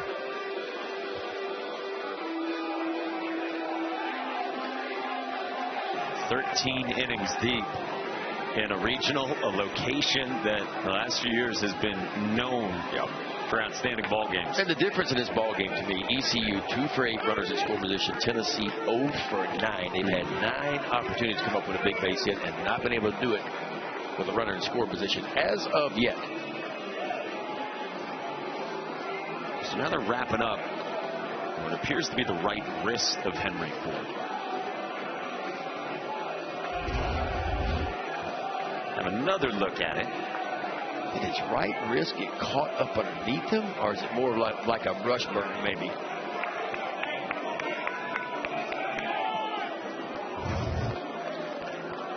Oh, he's going to fully wrap that thing. Could have been a little bit of both. I mean, can you throw? I think it's say. I mean, if I was him, I'd want a couple tosses right about right now, just to see what it feels like before you have to do it when it really matters. And that's what he's going to get, a couple tosses just to kind of see what it feels like. Boy, that's pretty serious. That's a lot, Jock. That's a lot going on right there. I mean, that is confidence from a player and also a head coach. I mean, I know he's one of your stars, but trusting that he's okay to throw like that. After Braden Burris led off this 13th inning with a double. And now Davin Whitaker is already squaring. Pulls back, and Whitaker skies one foul. Well, that's got to be a bad feeling for Levi Clark. See him square around, you get all up in his face, and he takes a full hack, and you're standing about 30 feet away. By the way, this is the first regional game to go at least 13 innings since 2023. A game that involved North Carolina against Iowa 3 years ago. Well, if you're Whitaker here, it's about he's standing there, get him over any way you can and get him in. Whitaker drops it down. Rudy up with it. Flips to Grimmer. Sack successful. Burris to third. And one away in the 13th. How about that? Whitaker, a home run in the 9th inning, and now a sack bunt in the 13th. That is ECU baseball right there.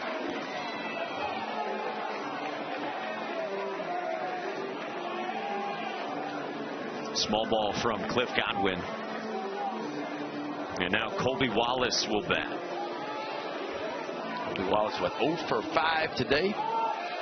Tennessee going to push the infield in as they have to.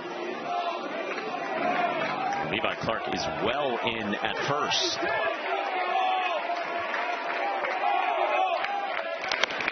First pitch misses inside, ball 1 to Colby Wallace, second-year starter who has been productive this year in spots like these. 46 RBIs, just 1 home run this year.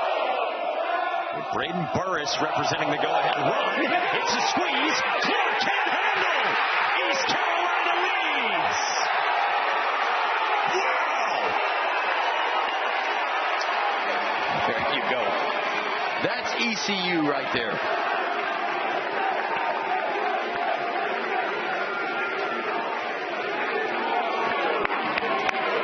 Colby Wallace 0 for 5 on the day, and he lays down a perfect squeeze bunt here to give ECU a 1-run lead here in the top of the 13th. Executed it perfectly. Matter of fact, 2 bunts executed perfectly by ECU here. Runner coming from third base, and he gets a pitch that he can handle. Again, a tough one, an elevated fastball, and he stays right on top of it and places it perfectly. See the runner coming from third base? Wow. There was going to be a glove flip by Levi Clark at first base. If he would have fielded it cleanly with the glove, he was going to glove flip at the home plate, but instead he couldn't come up with it, and ECU takes the lead here in the 13th. A squeeze play on squeeze play for those of you watching. How about that from Colby Wallace, who had dropped down 8 bunts this season, and he puts one down with Burris revving the engine and on the move off a third. And you said it. I mean, this is East Carolina baseball from Cliff Godwin. This is what they do. This is what they do. It's not a powerful team as far as hitting home runs, hitting a ton of doubles, but they figure out ways to manufacture runs. That's what they do. They have lived all year long on pitching and enough offense and a really solid defense. The longest NCAA tournament game in 3 years in regional action. Jeff Sabater takes strike one inside part of the plate from Bo Rudy at 88. Boy, how big was Braden Burris getting aboard to start this top of the 13th. And Whitaker dropped it down, and then Wallace does the same. 0-2 on Sabater.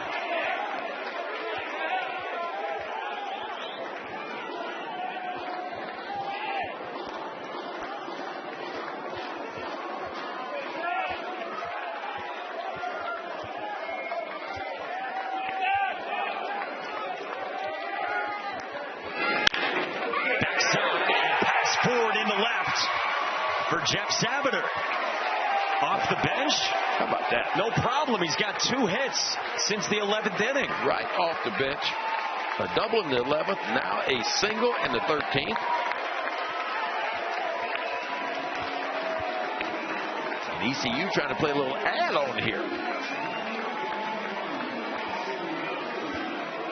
Boy, when you think about Tennessee with Manny Marin, last half inning, they tried a squeeze. East Carolina executed the squeeze, even when Tennessee saw it coming. And now Josh Elander has got to go get Bo Rudy in his longest outing of the season and one of the longest of Rudy's career. We think 52 pitches. Elander out to chat. And Elander does make the call to the bullpen. Man, Bo Rudy pitched his heart out today. 4 innings in relief. And now how about this? Tennessee's got to turn to the freshman Will Haas in the 13th. East Carolina with Colby Wallace squeezes its way in front of Tennessee in the top of the 13th inning. in the best game of day one of the NCAA tournament. Bo Rudy gave everything he had, and Tennessee's forced to go to the pen for a true freshman from Minnesota in Will Haas, who this time last year blew out, had the internal brace procedure for elbow surgery. He's been really good recently. Yeah, strike thrower. I mean, you look what he's done. Only 4 walks, 22 strikeouts in 13 innings of work. Opponent's hitting .235 off the freshman left-hander, Haas. Goes left on left with Austin Irby and starts with 96 for ball 1. First and second for Irby, who's been great. Single and a double his first 2 trips. A walk in the 9th. He got intentionally walked in the 11th. Remember, he limped off in the last half inning, favoring his left ankle. Haas heavy on the fastball. I think 70% of the time he will throw that pitch right there. A little slider and a changeup to go with it. Against a potentially hobbled Austin Irby, who's been dialed in here offensively today. The 1-1.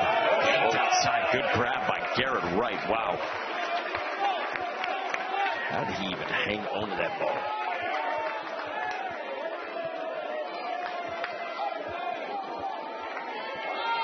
Colby Wallace at second. Jeff Sabater, who singled, is on at first. He can run well. 2-1. That misses. 3-1. Remember, the issue with Tennessee all season has been the bullpen. In SEC play, those issues have popped up. 7.21, the league ERA from relievers this year for the Bulls. 3-1. Irby back up the middle. Marin flips. Grimmer scores, and it's 2 from Will Haas. Big time stuff from the freshman, locking in.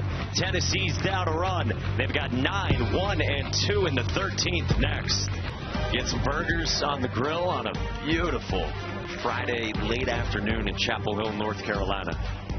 Burgers and steaks. That looked like a big old ribeye he took off right there. A little bone-in ribeye for Big Ben McDonald. We got to find out where that is. They look like they got plenty to go around. I think right field. I see some smoke, maybe. We'll find out. Whenever this game goes final, we got a good one. Tennessee down a run, bottom of the 13th inning. They've got 9, 1, and 2. Remember, they are deep into East Carolina's bullpen. Brett Antolik came on to face a couple hitters in the bottom of the 12th. Part of 3 different pitchers who Cliff Godwin used that inning. Jay Abernathy leads off against Antolik. First pitch, strike 1 with the splitter.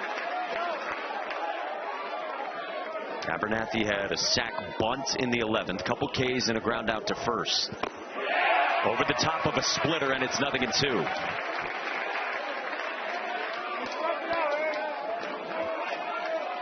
Antolik, again, a talented arm who started his career at Texas A&M, but has dealt with hip problems the last couple years. Didn't pitch at all last year at East Carolina, and at Texas A&M he only logged about 5 innings. But good stuff for Antolik. Abernathy strikes out. All splitters, and there's one away. And a very good splitter, too. Starts it in the zone, man. That's the key when you get the 2 strikes. What looks like a strike to the hitter out of the hand, and then you get it just off the outside edge. Strike the ball. Well done by Antolik. How about ECU pitching day? 15 strikeouts. As they go back to the top for Garrett Wright. A right-on-right splitter to start. To Wright, one of the best bats for Tennessee, but he's 0 for 4 today. Couple Ks, and then he got hit by a pitch in the 11th. Can the balls answer again?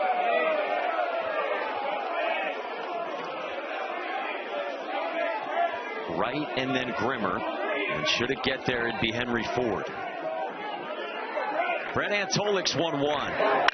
Wright laces one. That's a fair ball over Colby Wallace into the left field corner. Garrett Wright delivers a 1-out double in the 13th. there. One out, and he's lucky he got that splitter on the inside part of the plate. Did Garrett Wright. And now your tying run out at second base. Ball just trying to get it to the outside. It's working to the inside part of the plate. A nice move by Garrett Wright. Tennessee will have yet another chance. Runners in scoring position. 0 for 9 on the day.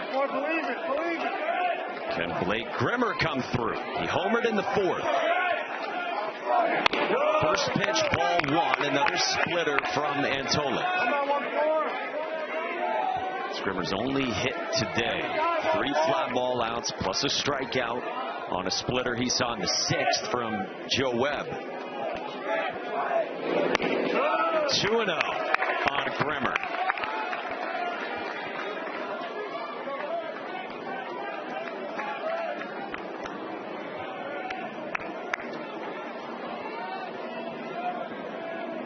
Garrett Wright leads off the second.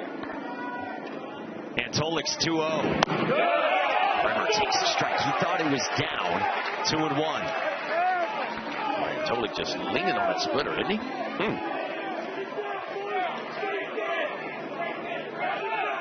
Former big-time prospect out of high school. Now in a leverage spot in the regionals. 2-1. Grimmer chops it foul. 2-2. I mean, it is all splitters. All splitters and all down.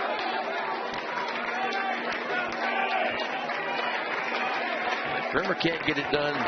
Henry Ford on deck, waiting his turn.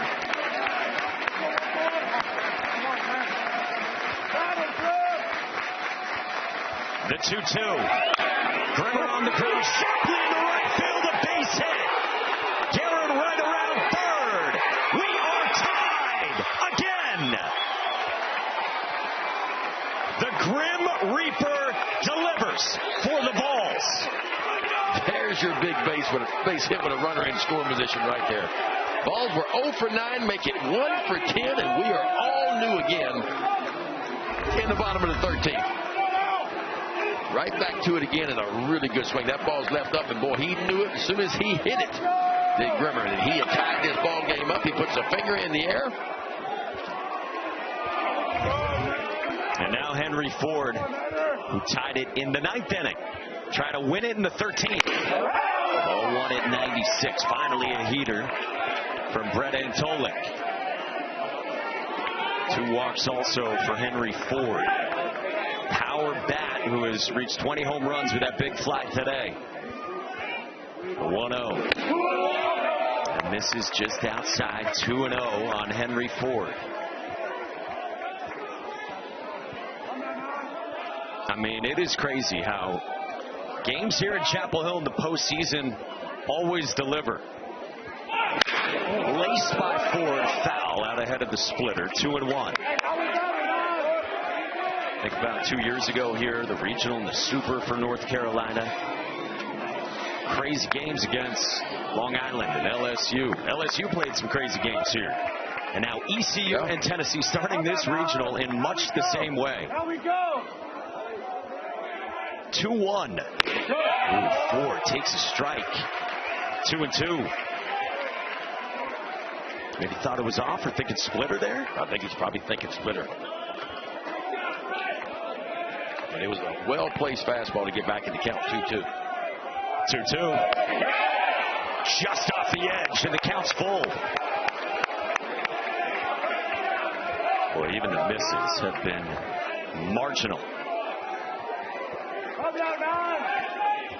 Stress baked on the diamond here in Chapel Hill. Well, don't give in here. He did also himself. A little 3-2 splitter. And if you want to avoid paying for a ticket, just go to the field hockey stadium.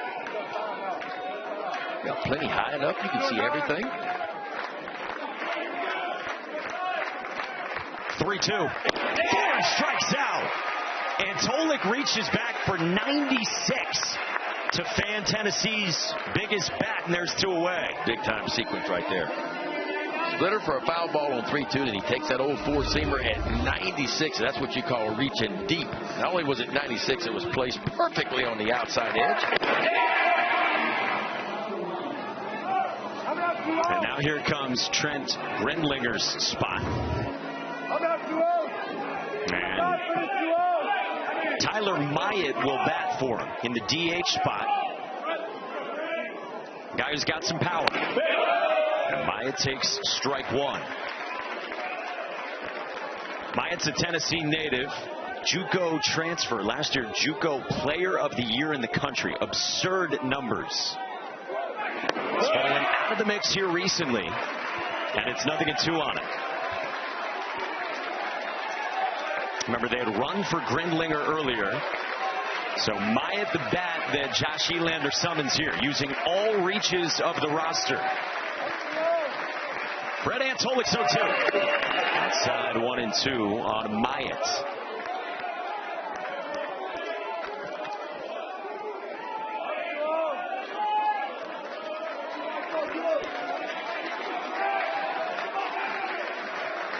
The 1-2. Myatt strikes out, and we go to the 14th. But Tennessee ties this game. Courtesy Blake Grimmer. He's driven in 2 of the 3 for the Vols. We got a 14th inning on the way. Tied at 1 going to the 9th inning when Davin Whitaker led off the top of the 9th with a solo shot to put East Carolina on top. Well, bottom of the 9th inning, Henry Ford went deep to tie it when the Vols were down to their final out. So 2-2 all the way to the 13th inning. Colby Wallace authors a squeeze to score Braden Burris and give East Carolina the lead. But Big Ben McDonald, Tennessee had an answer. Tennessee has been able to answer. What a game it has been, too. Tennessee scored first in the 4th inning. ECU answers back in the top of the 5th. Both teams score in the 9th. Both teams score in the 13th. And to the 14th we go. Can we get a pulse check on you, Big Ben? How we doing over there? We're doing good. The 14th. We're doing good. I'm nervous for both of these teams because they pushed all their chips in with all their best pitchers. Meantime, VCU and UNC just sitting there waiting. And whoever wins that one's going to be in a position tomorrow to get one of these teams who will have won an emotional game, but at a cost of a long one. Will Haas back out there, true freshman lefty, against 8-9-1 with Walker Barron. We're doing pretty good. We're hydrated. We're nourished. Starting to get a little hungry, but we'll take care of that a little bit. Yeah, I'm with you. Need sustenance. 2-0 is the strike at 91 from Haas to Barron.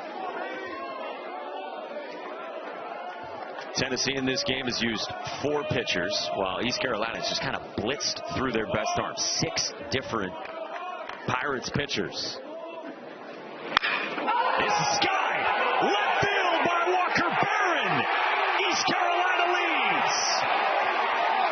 How do you do, Walker Barron? Walker Barron was 0 for 5 until that swing right there.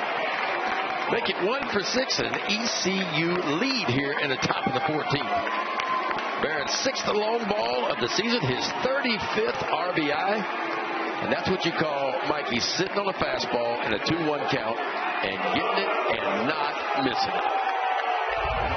Watch this swing right here. 2-1 count, hunting a fastball, and he got one just middle third of the plate. He knew it when he touched that one. The ECU had a 1-run lead. Little bat flip. For a guy who's known for his defense and his leadership. Second-year starter. Last year struggled with the bat. This year has made strides.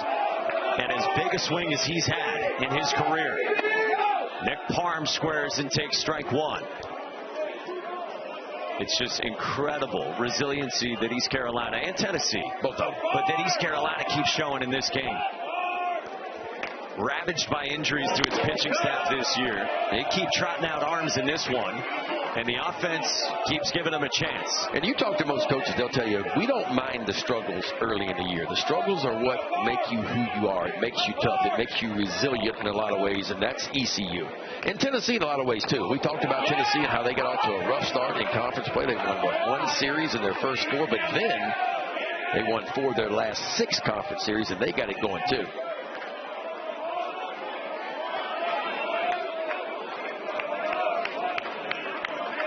Will Haas deals a 1-2. Parham strikes out. There's one away. go back to the big fly from Barron one more time. Boy, was that a pretty swing. That's what you call leaning back on one. And, boy, he leaned back on that one. A little bat flip.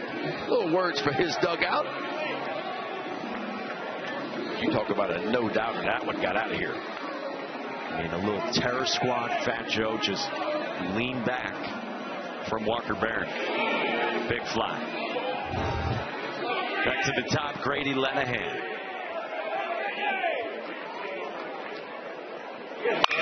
First pitch swinging a rocket into left field. First time he's been aboard today in 7 trips. Yeah, you get 7 ABs in a 14-inning game. Boy, ECU hunting those fastballs right now from Haas. They're going up there, they're looking for fastballs, and they're not missing them. So man on now for Matt Lashley. It's the first regional game that's gone at least 14 innings since 2023. Tennessee Clemson. Remember that one? Tennessee won 6-5 in the 14th. Cam Canarella right in the middle of that one. Left on left, Haas's first pitch misses with a breaking ball to Lashley. Came off the bench in the 12th inning. The bat for Jack Herring. He tried to bunt with nobody on and 2 strikes in the 10th inning and struck out. And didn't bat his next time in the 12th. Seen a little bit of everything today. That's a strike from Haas.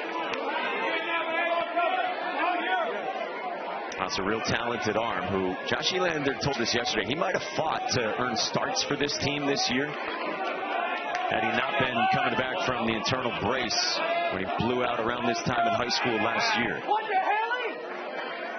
Tasked with huge innings in extras. Came on in the 13th to get a double play ball. Gave up the home run to Walker Barron moments ago here in the 14th.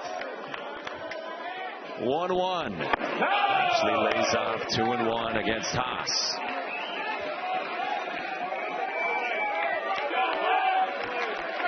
Well, it'll be 5, 6, and 7 for Tennessee in the next half inning.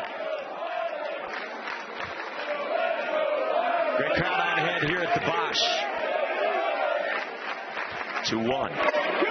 Outside 3-1 on Lashley.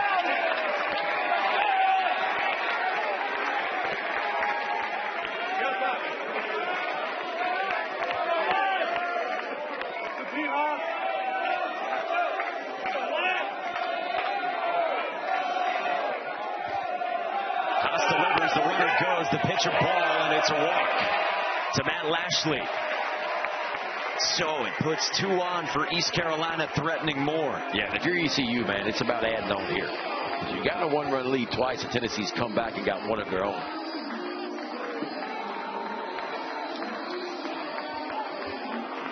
And East Carolina will go to the 3-spot in its order for Braden Burris. Well-told story of a guy who is from Cliff Godwin's hometown of Snow Hill, North Carolina. Showed up as a walk-on, and he scored the go-ahead run last inning after he led off the 13th with a double.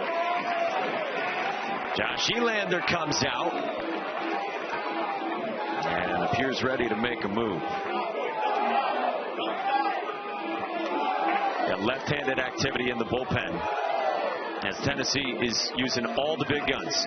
This is Cam Appenzeller, a guy who got off to a fabulous start to his freshman season. Tennessee did not want to use him today, but they have to. All the chips to the middle of the felt, and Cam Appenzeller coming on in the 14th. It's the first game. We're getting about 2 games worth between Tennessee and East Carolina in the opener. First pitch was slated for 5 Eastern between North Carolina and VCU, but you need to have at least 55 minutes between games. So we're probably looking at least an hour between when this one goes final and that one starts over on ESPN+. VCU, the 4 seed out of the A-10. Real special season, a team that got hot in the last third of the year. Ready to go up against Ryan Lynch, who's getting the ball for North Carolina, not Jason DeCaro. And here in the 14th inning, Tennessee goes to the freshman lefty, SEC all-freshman team member Cam Appenzeller, who they really didn't want to use today. Yeah, making his 19th appearance. He's got 2 starts under his belt. 53 1/3 he has worked. He can strike you out 59 of those. Pretty good strikeout to walk ratio, 4-1. Opponents hitting .245 off the left-hander, Appenzeller. 3-pitch mix for him. Fastball, slider, and a changeup. His most used pitch, of course, is that fastball, about 63% of the time. And he will face East Carolina's 3-hitter, Braden Burris. Burris squares, pulls back. It's 91 for ball 1 from Appenzeller. Appenzeller got off to a sterling start to this season. He had a lengthy scoreless inning streak in SEC play. He's already been invited to Team USA training camp. Down and in, 2-0. Yeah, he hit a little bit of wall, but that's not uncommon for freshmen, especially in your first season on campus. Get out the gates pretty quickly, hit a little bit of a wall, and then get it going again. Josh Elander said to us yesterday he's just been grinding through it a bit. Built up his pitch count so he could go long. They were probably envisioning that this weekend. They have not gone back-to-back with him this year, and they had to go to him here in a 1-run game. 3-0 on Braden Burris. On the ground, left field, base hit, Braden Burris. Lenahan to the plate. The throw not in time, and East Carolina adds on. 5-3 Pirates. How about Burris? Green light on a 3-0 count. Cliff Godwin trusting his guys, giving the green light on 3-0, and boy, does it ever pay off. An RBI single right past the shortstop, and Marin, watch this. You think the take is on, but it's not. It's just a barrel ball up on a fastball, and that's what you call and on right there.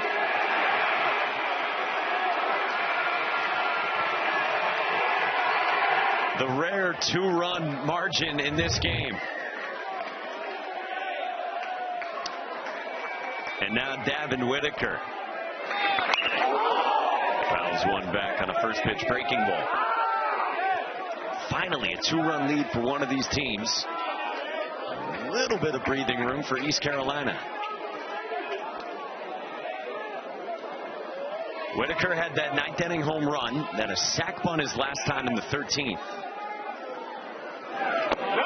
This one caroms away, but no movement off a second from Lashley.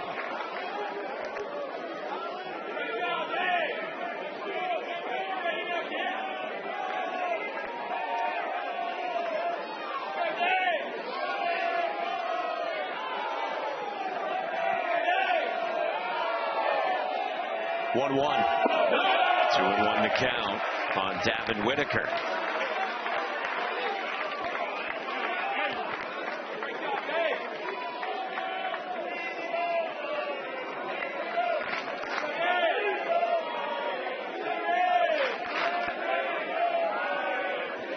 Appenzeller deals. Flare towards second, and infield fly rule in effect at Blake Grimmer for out number 2.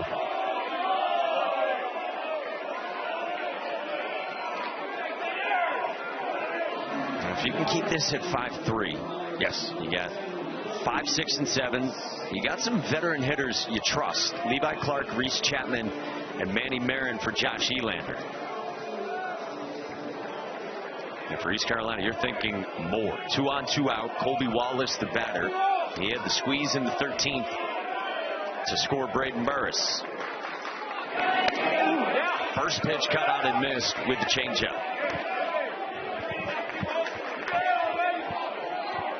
Wallace had been 0 for 5 before that bunt last inning. Former two-way guy settling in at third down the stretch only. Laces this one in the left. Foul ball into the corner.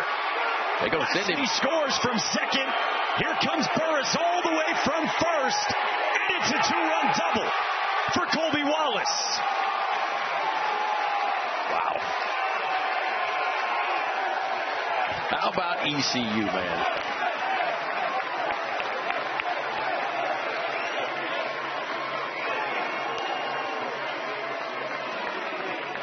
That's big time. Man, they are tough. This is big time here.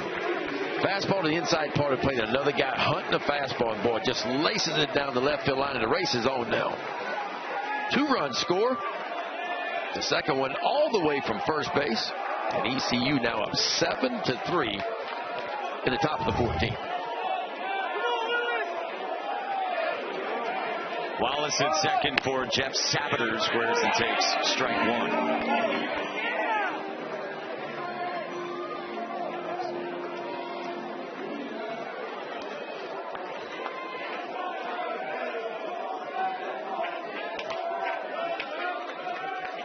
The 0-1 from Appenzell.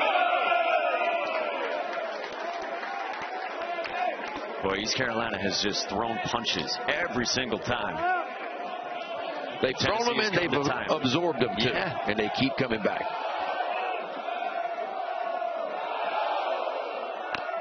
It kind of typifies this team and what they've done the last few weeks. Cliff Godwin's group, again, he told us he's as proud of this team as any that he's had in a dozen years as the head coach. A chopper from Speedy Sabater. Manny Marin's got to get rid of it, and he does. And the inning's over. But 4 runs on the board for East Carolina in the 14th inning. What an effort from the Pirates. Walker Barron had the home run to get it started to lead off the 14th. And then 3 more from East Carolina, looking for 3 more outs. You know it's getting late when the line score needs 2 pages. We go to the bottom of the 14th inning. We are recharging with, I think, granola bars. Whatever we can at this point. Here in the booth. We like ribeyes. We'll settle for granola bars. In the bottom of the 14th, Boschmer Stadium, Chapel Hill, North Carolina. Ben McDonald, Mike Monaco with you. And East Carolina puts up a 4 spot in the top half. Brett Antolik back to work against 5, 6, and 7, starting with Levi Clark. Can Antolik finish this for the Pirates? What does Tennessee have left? They've thrown some huge punches in this game. But now staring up at a 4-run margin. And this is as well. 2-0 to start from Antolik. Levi Clark had a pull side single his last time in the 12th against Submariner Ethan Rose. Heater for a strike.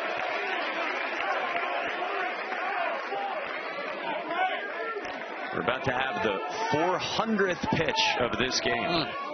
I can assure you. We've seen them all. Inside 3-1 on Levi Clark. Boy, the first bat of this inning is so big for Antolik. Especially being up 4 runs. Can Clark find a way on? 3-1. Bottom of the zone for a strike. Full count. Veteran bat in Levi Clark. And if you're Antolik here, you're not tricking anybody. Whenever pitch you feel like you can throw for a strike, that's what you throw. Leaning on the heater more here recently, Ben, than the splitter we saw out of the gates. Yeah. I didn't know the fastball was as good velocity-wise for Antolik. We saw a lot of splitters early. He's been unleashing 94, 95. That's when you want to make Tennessee earn their way on the path here. Brett Antolik's 3-2.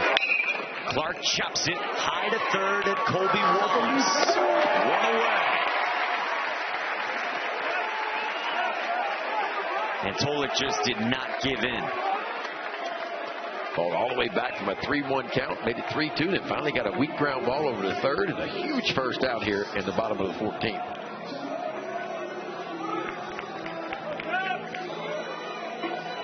East Carolina 2 outs away from getting to the 1-0 game tomorrow night as Reese Chapman climbs in.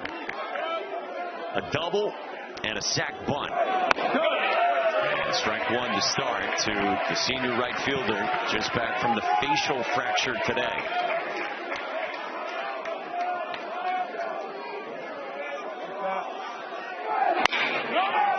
Nothing at 2 on Chapman. Well, how about these arms for East Carolina? Guys like Antolik who have really stepped up. This guy had an ERA in the 7s, had thrown about 15 innings this year.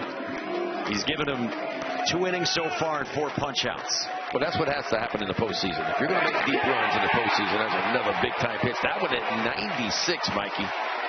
0-2 pitch, elevated fastball, and 2 outs. And Tennessee's down to their final out. 18 strikeouts today, a season high for ECU.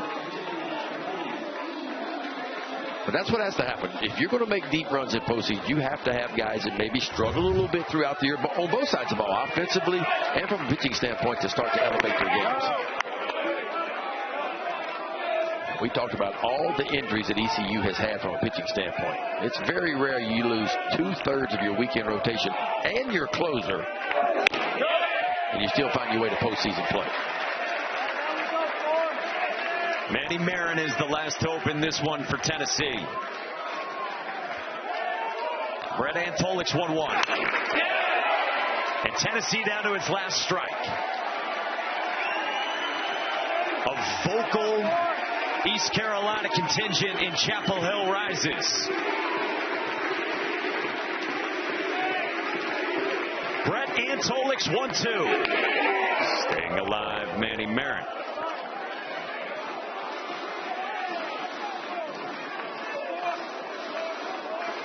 An hour and 49 minutes away to get from Greenville to Chapel Hill.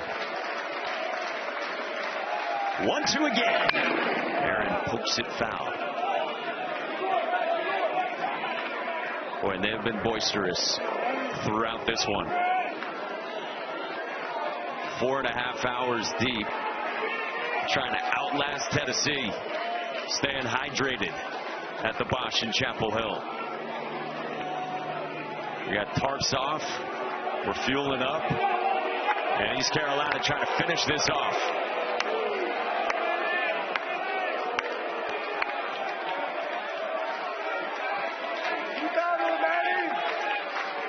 Brett Antolik is ready with another 1-2. Marin pulls it in the left field, the base hit. Tennessee's not done quite yet. 2-out single from Manny Marin. He stayed on the off speed. Boy, Tennessee just sticking. They ain't going to go quietly. And I wouldn't expect them to either. 102 miles an hour off Manny Marin's bat. And now to the 8th spot for Nate Eisfelder, true freshman off the bench. Strike 1 to start. Antolik faced Eisfelder in the 12th inning. Got a ground out to first to end that threat in strand 2. On the ground to short. Park up with it, and it's over. East Carolina wins an epic to start the regional in Chapel Hill in 14 innings. Man, that's a big-time effort. Big time. And you start with the pitchers. I mean, Towers was good. Webb was good. Norby, unbelievable. 8 strikeouts in 4 2/3. And Hoagland and on Antolik to finally finish it off. The difference in the ball game for me, runners in scoring position. ECU 4 for 13. Tennessee had some opportunities, man, but only 1 for 10. And that's the difference in the ball game. So important to win your first game if you want to win a regional, and East Carolina does it in 14 frames. They await the winner of North Carolina and VCU, which is coming up on ESPN Plus about an hour from now. Tennessee will be back tomorrow at noon Eastern. We will get you the television info probably late tonight, early tomorrow to find where you can watch the balls. Meantime, we got more great action going on for Ben McDonald and our entire excellent crew led by Matt Bartley and Steve Turnberger. Mike Monaco saying so long for now from Chapel Hill. Let's get you to Eugene, Washington State, and Oregon State with David Ardsma. Here's Clay Matvick.